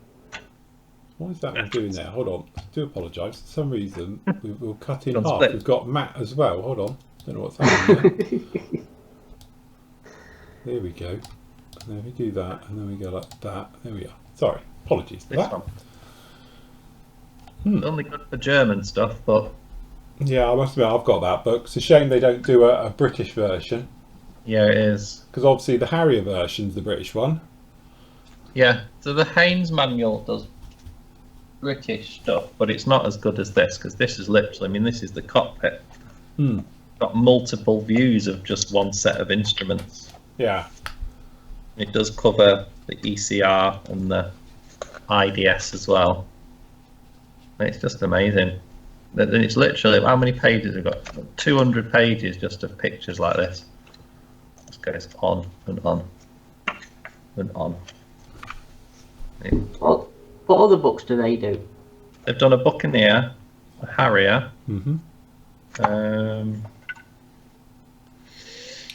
My books are upstairs because I've got a few of them. Yeah. I think they've done a couple of books. They've not done many. They've done some thinner versions because I've got the one on their A7 Corsairs, which are the Greek ones, the Hellenic ones, and that's really nice because it's got really heavy duty weathered ones in it. Yeah, it's Andreas who does Shop of Phantoms now. I think his business name changes, but Wingman Deppel's Shop of Phantoms online. He does loads of stuff on loads and loads of books. Obviously, lots and lots of modern German stuff. But this book is just, I mean, if you're doing an RAF Tornado, the undercarriage is the same. Yeah. This book is spot on for that. The only differences are the cockpit. The engines are the same as the German ones. Again, it's just everything's not a bit of the aeroplane it doesn't do. I mean, there's the guns and all sorts of stuff. Highly recommended. And it comes in and out of print. So, well, to be honest, I've had two of those, haven't I? yeah, because Yes. one got ruined. Because by Rob Rob, super didn't it? glued mine together, so he bought me a new one. Yeah. There's the seats. Again, the seats are the same. Not wholly across the board, but in 48 scale, the seats are going to look the same to me anyway. But yeah, I love this book. No, they are very, very good. But you can't go wrong with reference books. Anything from them. What's the other one? Jake Malempy. I have to say that because I know him. He'll shoot me if I don't. His one, because obviously he does like the modern guides to the A10, F16, F15 and stuff. Because he uses a lot of his own photos in those. So they're I want to know fantastic. what this instrument looks like. We've got one at the shop, haven't Yes, we? that's it. Yes. I think you need the screens next to it, and we can start making up a cockpit. Slowly, yeah. Man, that's an expensive hobby, isn't it? Making cockpits. Yeah. Thing is, though, now I'm into VR, I don't need it anymore. No. You flying with VR on, the cockpit's sort of irrelevant. So it is one of the weak parts on the kit is the instruments on the navigation. They're undersized, but that means you can get the cockpit canopy over it. How much detail do I put in? Some or none? The decision. It's got all this wiring at the back that's not tempted to put this wiring in. Yeah. You're going to see much of it. I was going to say, but how much really, you know? I don't know. I mean, it's the instrument panel sits quite high. Nah, I'll leave it. That took a lot of persuading. It's a lot of work. James on our chat is asking for P47D suggestions in 48 scale. Oh, there's only one. Tamiya's. Yeah. So, yeah, 900 Richard. Absolutely amazing kit. For its age, it's knocking on a bit now, but it's... The Academy one, if you want a budget option, isn't bad. But as I say, pound for pound, you know, for your buck, then obviously the Tamiya one. Lynn's asking where to get this book, so I'm just going to go on Amazon.com. You can get it at Hannets as well, normally. Yeah. I think if you type in Fox 2 Tornado, does it come up?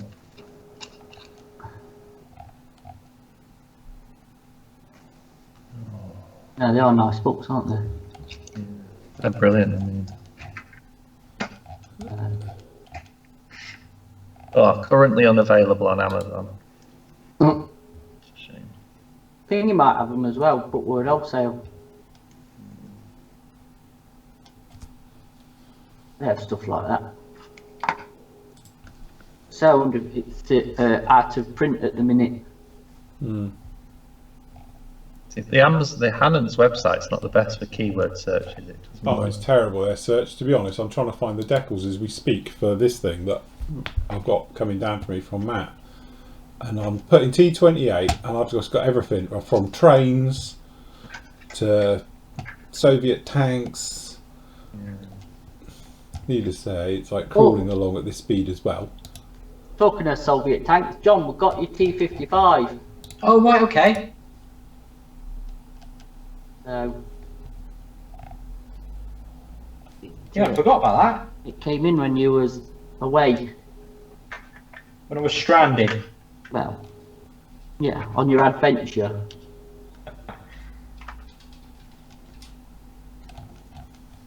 So if it's all right with you, can I send yours down to Phil for a review? Yeah, can bother me. Yeah. So Lynn's asking where I can get this book. It's available from shopoffphantoms.com. Fox 2 have also done an Israeli A4 book. Oh, an A4.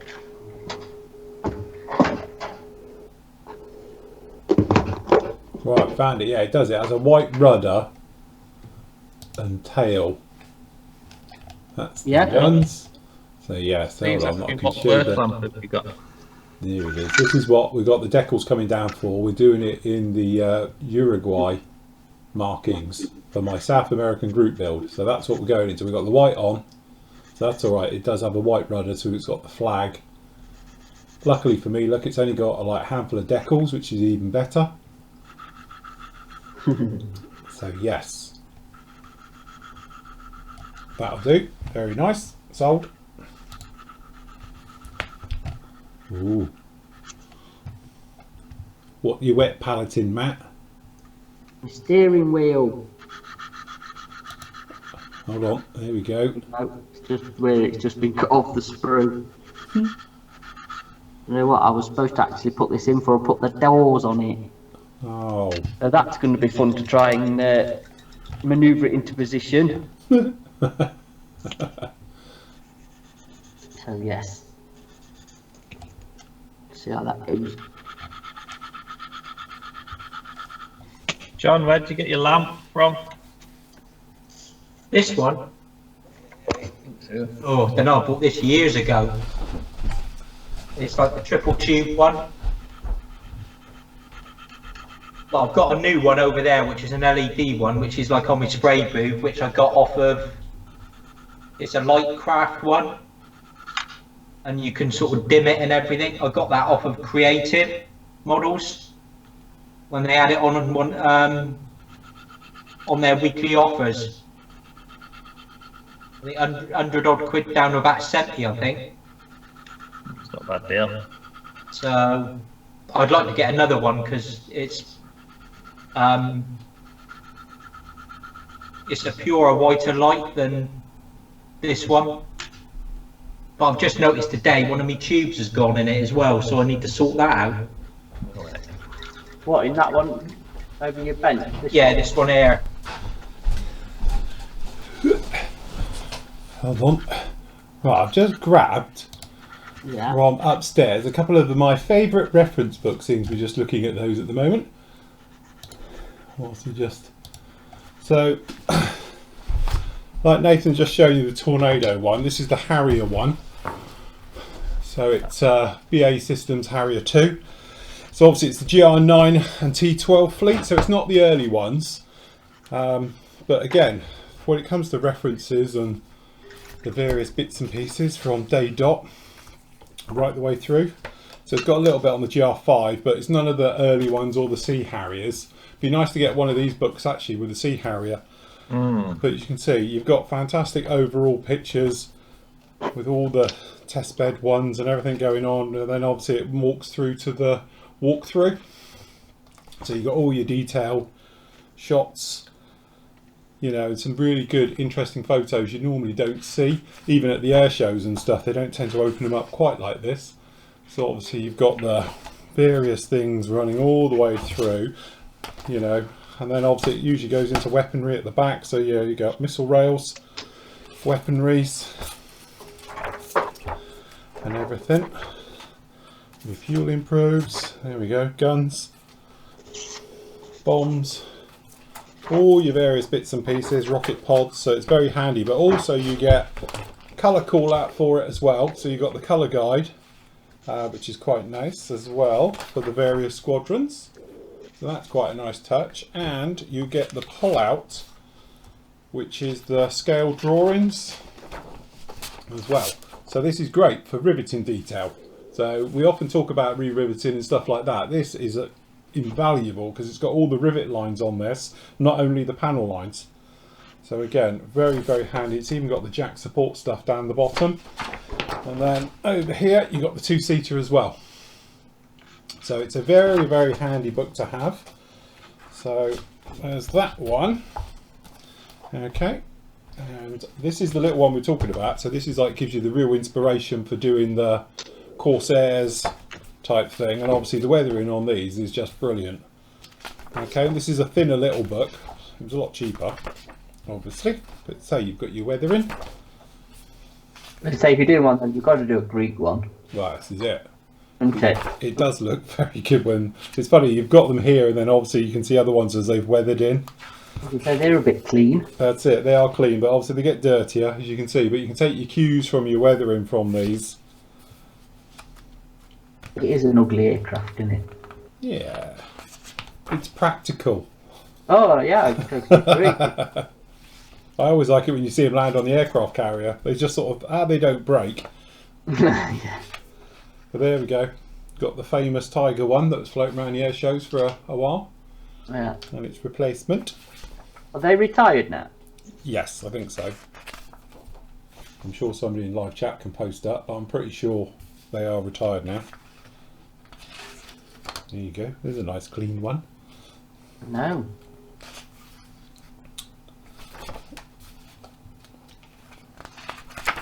So yeah, but again, then you've got the details right the way through. So you've got your sort of your intakes down there. You've got your gun, all the areas, cockpit. Again, ejector seats, all the things really you want as a modeler, you know. Your gear. And all the various panels that probably you could open up on your aircraft.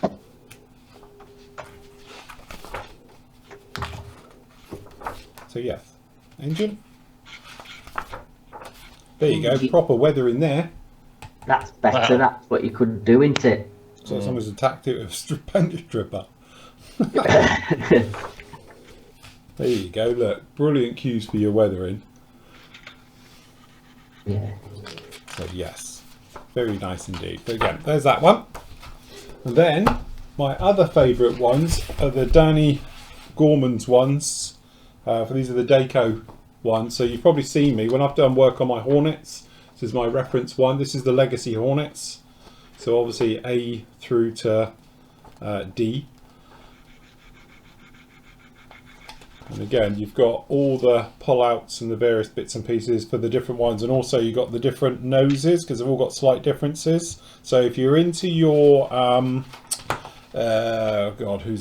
kinetic kit, you'll notice at the bottom comes with different options, and it comes all on the same kit. So you can have a look. So you can see then the difference between the A and B for the Canadian one and the C and D. If you notice, it's got different grill patterns and different things going underneath.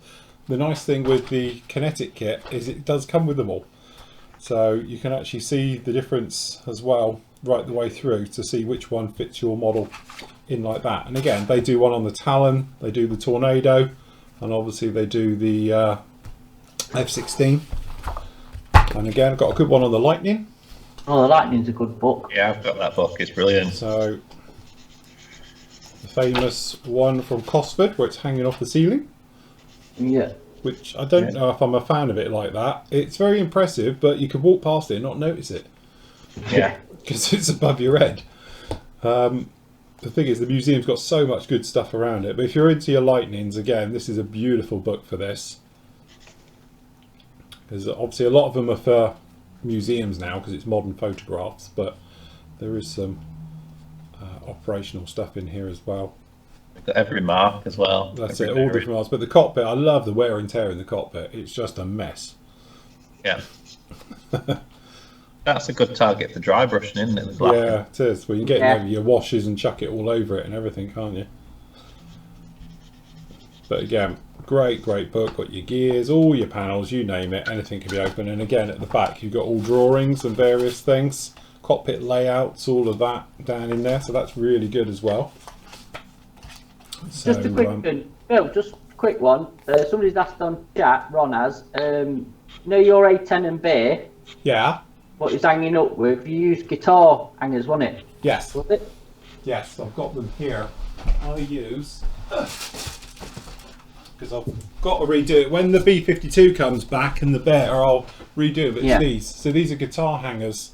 So you just screw them to your wall. You've got a couple of holes. And the great thing is this will grip any shape. So do it in the downward position. But you can have it quite close together. And then you just hang the tail through here. And then obviously the tail's on the top and this bolts to the wall. You know, and then obviously if it's a bigger aircraft, you can go anything with the fuselage up to this wide. Luckily, the Bear and the B-52 both fit in here like this. The A-10 clearly does because it's quite slinky. But yeah, so that's those. But you can buy them on Amazon. They come in packs of 6, I think it is. You can buy them like 6, 10, 12, whatever it is on there. You buy to one if you want.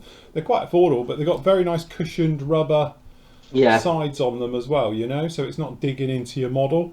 But again, it's quite nice, and I just hang them on it. Literally, they just come through like a T and then just hook, you know. So it's literally comes in like that, and you can just lift them off. So, but yeah, so that's those. But guitar hangers.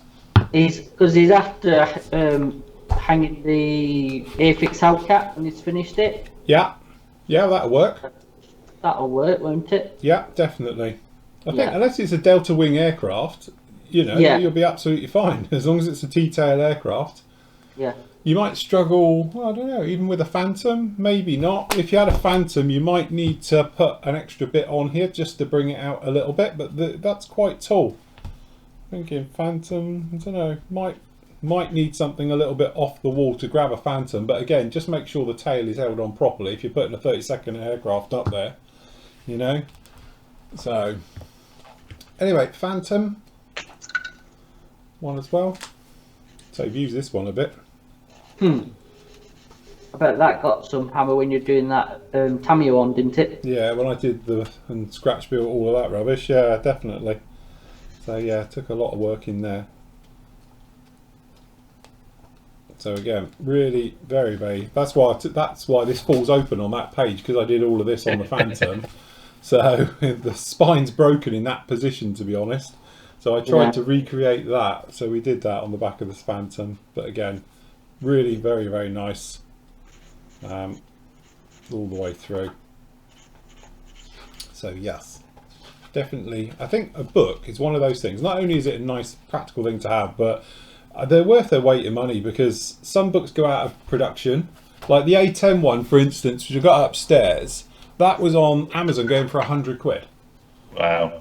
You know, and it's like, because it's out of production and people are paying silly money for it. So in some ways they're quite nice, because this book here, for instance, I've gone back and used now, God, loads of times. Lots and lots. So every time I do a Phantom build or something else like that, I get this thing out. But also, it's not just Phantom builds. If you need something like the Sparrow missile, you've got some great reference pictures of weaponry down in here. You know, so it's quite handy to have a look at these. If you want to know how to paint up, you know, the details of a Sidewinder missile, for instance, you could come into these books and have a proper nosy around them. So it's not even have to be aircraft specific. You might be thinking weapon specific. So you can come in and just get a good old look, and even at the hard points, the pylons, you know, and stuff like that as well. So I think in some ways they're great for that type of reference photo, and also just with, you know, talking about the different types of weaponry. And again, they usually all come out with the old pull-outs, showing you all the different bits and pieces for the scale. So yes, I say you're going to buy a book, they definitely worth getting. And you know the ones where it's just generic pictures of the aircraft but there's no walk around? Yeah. You know the ones I mean? I think they're a bit pointless. Yeah. And then that brings us on to this one. So this is God, whose book's this? It should be my book. No, well it should be, but it's not. It's oh God, forgot his name. It will be when I next go see you. No, it's God, what's his name? Help! I don't know. Gone blank. Flick it open and I'll tell you. This is that one with all the wrecks all around Berlin. Oh God, mine's gone completely blank. Oh, it'll come to me in a minute. Anyway, he's let me just have this and to have a look at. We'll do a proper thing on this. But this is all the tanks and artillery and that are all around Berlin. So he does diorama. Kev's book. Sorry, Kev. I do apologise. Kev? Our Kev? Kev's. Our Kev. Yeah. Is that Kev's book? It is. So get off. He knows where you live. What, Kev's own book, or he's lent it you? No, he's lent it to me just to have a look-see because he's got it. Hey, I thought Kev had put all that together. Well done, Kev. No, he's not quite done that bit. No, he's just lent it. But anyway, it talks obviously all about all the wrecks when the photos were taken and everything right the way through. And then in here somewhere is a map that shows you where all the photos were taken as well.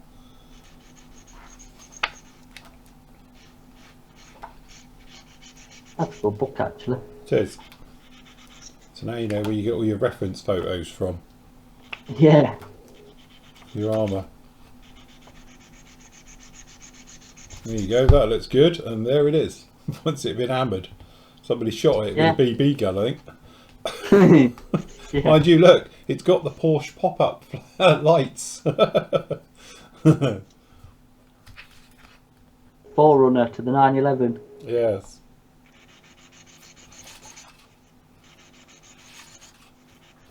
Oh dear. The hell is that? Eh? What the hell was that armoured car? I have no idea. Some very weird stuff in all of this. But yeah, I'm just looking for the map. There's a map in here somewhere, I'm sure, because he showed me at the time. Yeah. Might be in the back. Yeah, that's what I was thinking. Perhaps it's in the back. But anyway, it has got a map in here somewhere which shows you where all the photos were taken in Berlin. Oh, it is now. Don't know. It's in here somewhere. But yes. So it's very good. It's in the front. So there we go. Beautiful. Definitely a coffee table read. Yes, good book that. Panzers in Berlin, 1945. Yeah. Very nice artwork. Somebody wants the IBAN number. It is 978-1-90803-216-4. So, in our chat, Lockheed Neptune, Yeah. very underproduced kit, would you say? There's only one out, isn't there? That I know of. Hasegawa? Yeah. Yeah. Yeah, It's that's the been only thing. regopped by Revell at some point, but yeah, the Hasegawa one's the only one, isn't it? Yes. Was it not a very successful aeroplane? I don't know really. We'll get the new one soon, won't we? Apparently that F-18 book is on Amazon currently for the bargain price of $213. There you go. Really? That's why you buy them when they come out. Hmm.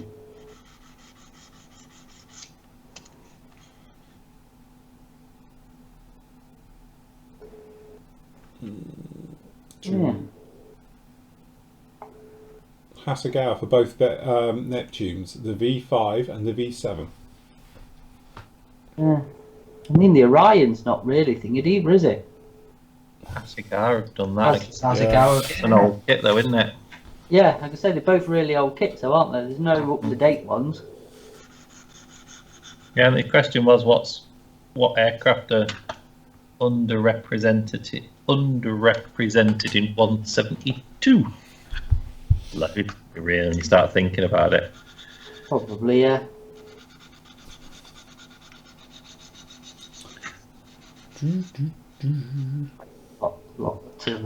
Lot of options there, like you say, if you really put your mind to it, I think.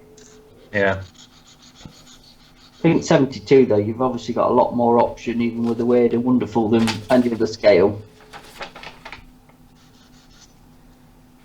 Thinking stuff like the I mean, some of the US Navy stuff like the Viking, that's a kit that could do with that.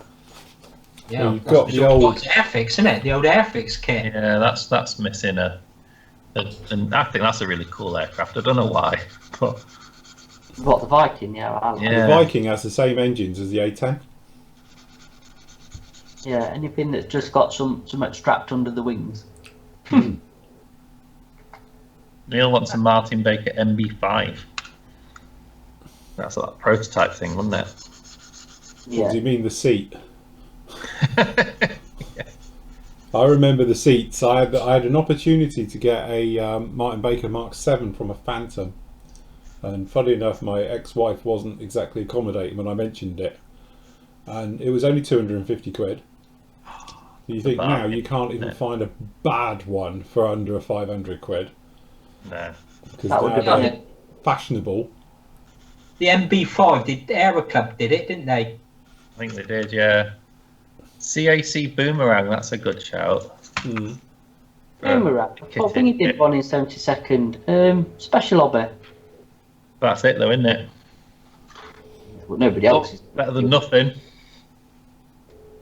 Rob says we need a 72nd Jaguar, but with the clear laser nose. He's put Beverly, Andover and Hastings. Don't worry, Mac 2 under them. Yeah, that's classic Mac 2, that, isn't it? Yeah. All over, yeah, he loves them sort of stuff, doesn't he? But even the Tornado GR4, the only ones are Hasegawa. Yeah. There's some odd gaps. It's not a 109, is it? Not a 109, no. Yeah, see, you can't do these odd aircraft, as Wing That Wings have found out. It's not worth it. You need to do stuff that everybody wants. Oh, yeah. It's got to sell, isn't it? It's a So business you need at the something end to of the pay the day. bills. Yep. From earlier, it sounds like we could do with a new A10. No. I think it'd be nice if they did the C. You know, because again, no one really does the C with all the lumps and bumps that the C has. You can get, obviously, like I did with that one, I upgraded it a bit to the more standard one, but again, you need the full proper cockpit. Take the penny sight off the side, all the bits and pieces with it. So Let's see if we can shorten this steering wheel into this cab. This will bolt be it in. fun. Let's see, both find out which way it actually fits as well, innit? Look at the destructions. Check the destructions in. You see there, look, you see, that's what I should have done. You see, put it in and then fit the door. But That'd been easier. I missed that bit out, obviously. Oh, yeah. So now I've got to try and wiggle it in. Yeah. See, my option is, do I do the big black bit that runs down to cover the exhaust stains off of this thing before or after you paint it? After. Because it'd be easier to do it before, because it'd be easier to mask it, because it's a curve shape. Is it? Yeah. We'll do it before then. Yeah, but I like a challenge. We'll do it after then.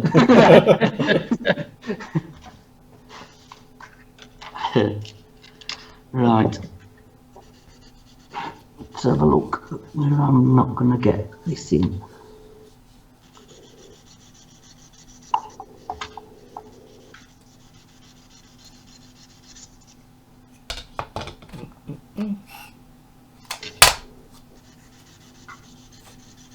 I'll give you this one.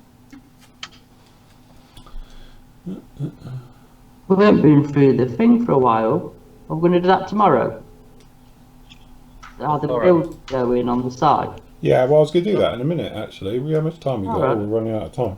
I'll do that in a minute. I was going to have a quick whip through to see how everyone's work's doing. So quick, everyone, if you're doing it, go and update your builds quick. Yeah, quick, yeah. This is your 2-minute warning to zip in there, go and have a look. I was going to do it the last sort of 15 minutes. I didn't realise we were that far in. So... This is that part, you've just test fitted it, it's gone in perfect, right? You put glue on it and it's never going to fit, is it? It's just going to fight me, ping off my tweezers. Yeah, been there, done that. Oh, it's got, hey, could be in business if the glue holds. Go on. No, the glue's not. Go on. Super glue it. I've done it, I think. Go on. And then I'll stick the roof on and I'll hear this rattle in the cab. Okay,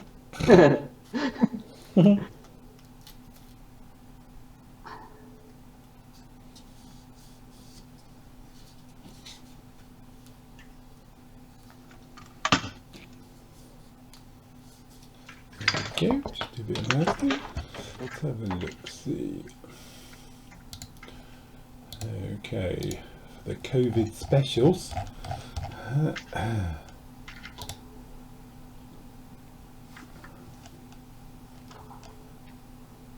Gotcha.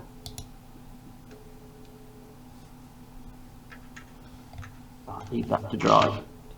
Okay, so over in COVID land, still haven't found a better title for this one. Okay, so to start off with, we've got the MB362, the Orange Wonder. Oh, that turned out nice. That's the old kit as well, isn't it? Cool orange. That's proper nice. Yeah, it is the old Esky 1982 kit. See, just goes to show. Yep. Nice job. Yeah, that's cracking, isn't it? What orange did he use? That looks okay, doesn't it? Paint you Tamiya sprayed orange. Oh, it's Tamiya. Testers light blue, flat blue. Very good. I like that. Come out really nice. See, just goes to show.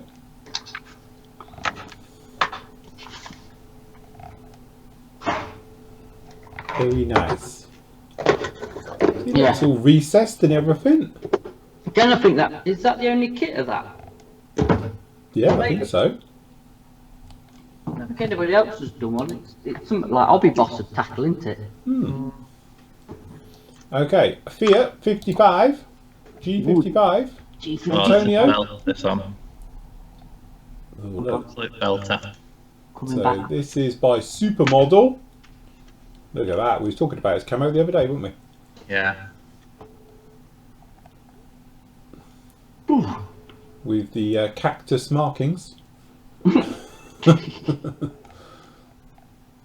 that.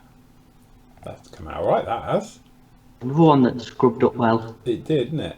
Yeah. No, very good, that. Cracking job. And not the easiest camo scheme to paint. No, definitely not. Yeah, you're committed when you start on that one. Yeah, you're going to get a bit cross-eyed. Yeah, well done. Nice. Yeah, That. well done. Nice that. Yeah, very good. Very nice indeed. Well done. Okay, so we got the Charby and the Renault 517 by Gordon. The Matchbox pair. Look at that. I wish I had more of these Matchbox diorama ones, because look at that, it's amazing, isn't it? Yeah, they were brilliant, weren't they? Look at that build, it's brilliant. Very nice. See, look, you've been missing all this, John. John's now got to find a kit to do, Yeah, hasn't you he? need to find your oldest, shittiest kit, preferably from before 1990. 1990. Oh, he must have something behind him in these little Yeah, stacks. got something proper horrible there. Well done, Gordon. Beautiful work. What else we got? Oh, the Jack Jack Panther. Panther. Yeah. Ooh, look at that. Sorry, this is Mark. Very nice. Cool. Yep. And that's on its base. There's the base. Famous bases. To be honest, we should just do a group build, just doing the bases, nothing on it. Yeah. Because the bases are the best bit. Matchbox base build. That's what we want to do. We could all come together at Telford and just do a mass diorama with all the bases. Is there a Matchbox SIG? Nave. Not to the best of my knowledge. There you go. Put your name down. Nave, gate sorted. Well, heck. Crikey. We'll have our own hall at this rate at Telford. Oh, the Scout. Good to the Scout. Oh yeah, let's scout. So Kenny's done the scout. Oh, what a kit. 72nd. Well done with that. Well done. Yeah, that's Yeah, pretty I bet proper. that's a handful to. Yeah. I'm just looking at the skids and it holding its own weight. Yeah. Well, look at the rotor head. That's Yeah. like, Jesus, nothing to it. Oh, someone needs to do a upgraded kit of that. Yeah. Hey, Fix, get on it. Yes. That and the Wasp. Mhm. Okay, Mitsubishi T2. Fujiyami one. Very nice. What was That's that? We know impossible, what isn't that it? was. Like the markings. Yeah. Very nice. Not easy to do in that colour scheme. Nice and bright. Yeah, that's the nice thing with Japanese stuff. Yes. Funny enough, I just took mine out of the display case yesterday because I was moving them all around. Why, what's gone in its place? Currently, it's got the Gladiator in it Right. because I've had a jig about them all. So I've got the Sabre in one because I need to probably bring back, you know, the plastic ones I got out the unit. If you've got them kicking around still, I'm going to pinch the couple back because I'm running out of space down here.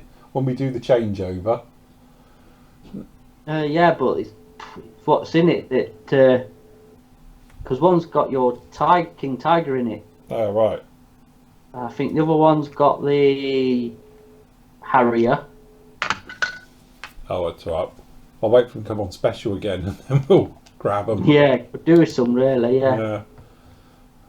Last time I bought 10. Okay, we've got the Matchbox, the SSKL. Ooh, look at that.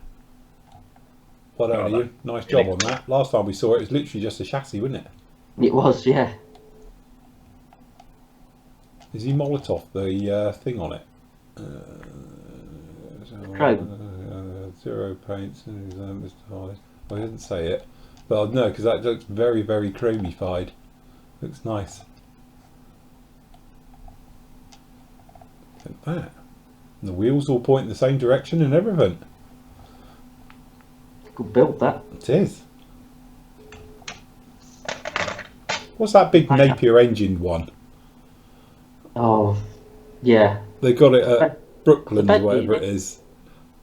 Is that the Bentley one? I don't know, but it's got a bloody great Napier engine on it. Something like a V, Christ knows what, 24 or something on it, isn't it? Monster. Absolutely terrifying it must have been to drive that thing. Yeah, it could be. It'd be like driving around with just a bomb in front of you. Yeah. Very nice. Somebody spitted a Merlin, hadn't they, to a car before? Yeah. Yeah. Well, I must admit, down here in Newton Abbot many years ago, we used to do tractor pulling, and one of our guys down there had 4 Merlin engines strapped to it for tractor pulling. Jesus. What horsepower was that pulling? I have no idea. Oh, that was scary. Lady, it's done the Matchbox Hellcat. Its finish What? on it is brilliant. One that scrubbed up well. Oh yeah, isn't it? Scrubbed that really well, that one. Nice job on that one. And cracking box art. See, they're not bad kits, really. They're not. They were light years ahead of their time. I know we keep saying it every time we do it, but they were. See, doing this has brought them back to the forefront, hasn't they? Yeah. You know, kits that time forgot. Yes. I mean, that stands up to modern Hmm. toolings. That does. It really does. Yes. Good job, that, Lenny. Oh, the Provost, is this the one where he... Is this the redo? Is this the redo one, or is this a different one? Hold on. 50-page one. I can't remember. No, this is a new one. It's not the redo one. Not the redo. Very nice. Again, another kit that comes out nicely when you're Yeah. a bit of effort in. Hmm. Which one would you build, John? Because obviously you've not been here when we've been doing this. So if you're going to pick a Matchbox kit you've built before, which one would you do? Well, I have actually. Oh, have you I got have the Hayford? Yeah, There you go. You're in. I've got that. It's the Revelry box. Yes. There you go. So, John, you need to start that. Get on it, John. You've got until the COVID virus passes to finish it, so you've got months. So yeah, I've got, and I've actually got for it. Mass set. No, I've got PE bomb racks. Oh. God. I've got the Why? Lewis machine guns. Yeah, that's worth upgrading. I have to say the guns are a bit rubbish. So yeah, it's one I remember having it as a kid, the Matchbox one. And I don't know, just something fascinated me. Yeah. I've even somewhere I've got the proper colour for it because it was painted in what was it? Nevo or something, night invisible varnish something or other. Did it work? It's invisible. Stealth varnish. Stealth varnish. See, Yeah. years ahead of their time. There it is. Acrylic paint. I don't know who made it. It's still sealed, so hopefully it's good. Made in Italy. What could go wrong? Yeah. Mr. Kit. Who? Ooh. Oh, wow. Mr. Kit. Made in So- Italy. It's paint's as old as that counts. Pre-1990 paint. How long you had that, John? I don't know. I found it somewhere, but it's still sealed. Should be alright then, shouldn't it? Should be good. Says the paint expert. It's fine. You'll be fine. Yeah, be fine, Biff. Yeah, beautiful. Get it on. Well, I've got that. What else you got in your stash that's old? Hello, the Academy MiG-23 in Sepi second. No, that's 2000s, isn't it? Or late 90s. I don't know what this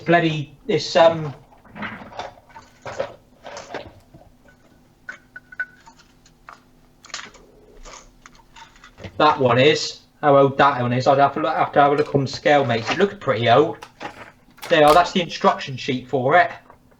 That does look a bit ancient. Yeah, That could be. that could be a contender.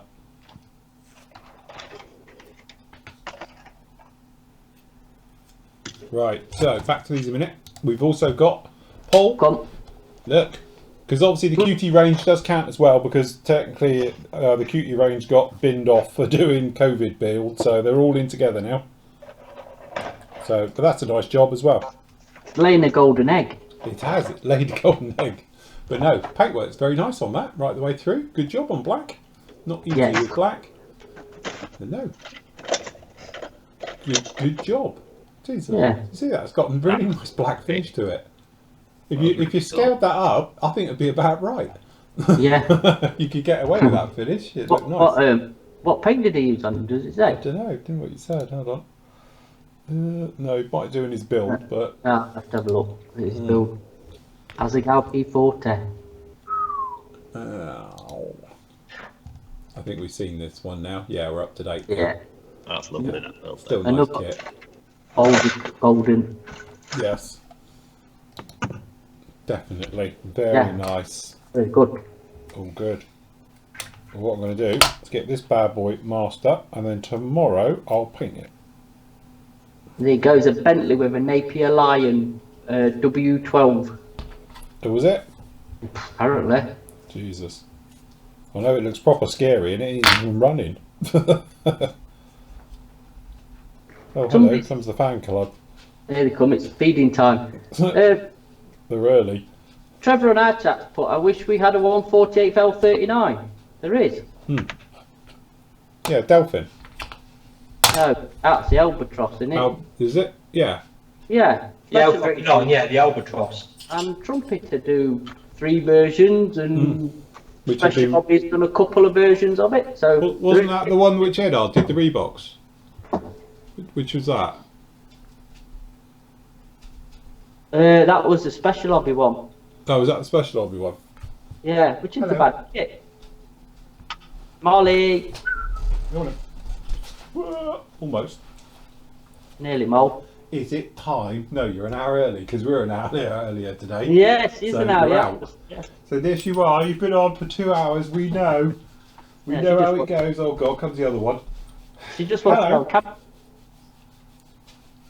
So they're gonna have their own YouTube channel. We might as well have, So get more likes than we do. especially Molly. Yes, very good. Well, Molly shows up better on camera. Lola just doesn't.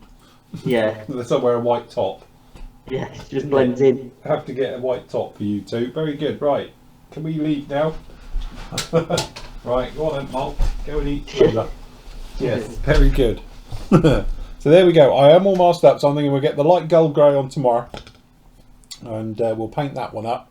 So he's all ready for deckling. I've done the gear, got the wheels. I've got to do the tyres yet, so I'll get them sorted, and we'll be pushing ahead with this one. And then what we're going to do is some very nice dry brushing. Very nice stuff on that. Cool.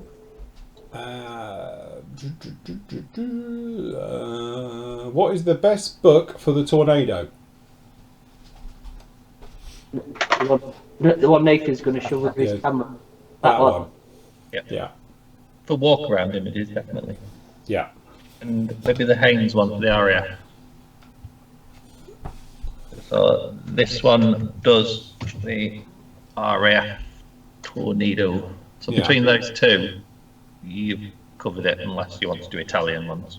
Mm-hmm. I would recommend. No, the Haynes manual's good. And that book we looked at earlier is just the best of the lot, I think. Can I Again, just really, it's one of those things with books. It's, you know, you might see it and you think, you know, use it as a reference, but sometimes they're just generally nice to have a flick through of an evening. And during these lockdown times, they're quite nice just to, you know, go through. Yeah. Because it does, it's like watching videos. You look at a good book with references, it's very inspiring. Because I do, that's why I got caught with the Phantom build. Because I started looking at that, and then you're thinking the Phantom build, and do you know what? We could open up the spine, show all the fueling hoses and everything, open up the ones on the sides, underneath, take the engine out, and before you know it, we'd thrown everything at it. So You know, it's just one of those ones. It's very inspiring to see some of these things in the flesh. Roger's put a thing up to me that have I seen the quick tips on planning? Obviously not. Yeah,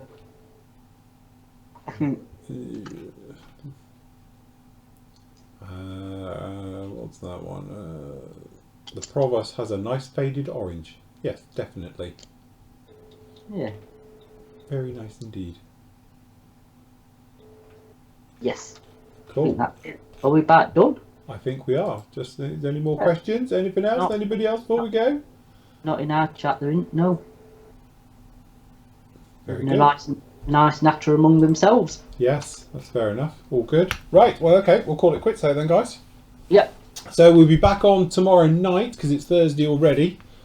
This week's gone. Wow. Where do the days go? Yes, I know. Tell us about isn't it. So obviously we'll be back on 7:30 through right the way through, and as I say, keep an eye out. Obviously on the forum, we might be live, we might not be. Who knows? You never know when we might just pop up like a bad smell us. That's what it is. So yeah, keep an eye out on the old social media, bits, pieces, things. Don't forget as well. I just showed the gang because I was trying to explain it, but I don't know if I explained it very well. So if we just go web, if you're wondering about obviously where are we? Live shows and videos are in here. Okay, so the live studio feed one is in here. If you want to know when I'm live, just click that. If you click that there, it will actually send you a notification as soon as we go live. You get an email and it'll be sent to you. So that's how you do it. And for people saying about we don't know when we're live for these shows as well, if you're in the normal sub page for it, okay, so if I just go back a page, so if you just go down to live video builds and daily vlogs, if you go in this page and just click the plus, that's your notification. So anything that appears in here will then be done, and because it's only us who well, saying that, I'm looking at somebody else's posted in here. Sorry, that needs to be moved. But normally the only things that get posted in here is us, so you won't get spammed by 100 loads of emails every day. Okay, it'll just be when we go live to say what time we'll be doing a show, or if anything else, literally just hit that there. So if you click that, it will then just put you on a system which you'll get sent an email as soon as it gets updated. So you know, normally I put it up a couple of hours before we go and you'll know. Okay, but the live studio feed one, which is just the camera directly into here when we're live, that one, again, just hit the plus there and it will send you a little thing to say we're live. Okay, and away you go. All right, that's how that works. But I know some of you were saying about you like YouTube because it tells you when we're live. Well, you can do it the same way. If you click the little button, it will tell you. Okay, and you can see it just like that. Is that your post, John, of the USS Nimitz? Have you been spamming him? Who's Yeah. been spamming? Let's see. This is from Joe, who's put up in 1971. I was a junior even designer, and worked on the design for the USS Nimitz. The original JBD design was based on the F4 engines, but it was discovered that the F-15 engines were hotter. We have then deepened the JDBDs for larger cooling pipes. I don't know what... Oh, jet blast deflectors. JBDs. Crikey, good job I'm on the ball, isn't it? Yeah. For larger cooling piping in 1996. There we go. There you go. Nice little backstory. Yeah. The guys who worked on it. See? Very Cool. nice indeed. Cool. Very good. Right, if we're all done then, guys, thank you very much as always for watching. Don't forget, like, subscribe, ring bells. What else is it? That's it, isn't it? I think all the rest of it. We'll be back with you again live tomorrow night from 7:30 onwards. So love to have you. Please come along then. But again, we might pop up beforehand. You never know with us. You just can't tell. We're like Jeremy Beadle. We could pop up anywhere. Right. Say goodnight then, guys. Thank you very much for watching. We will see you all very, very See you soon. later. Bye. Bye. Bye. Bye.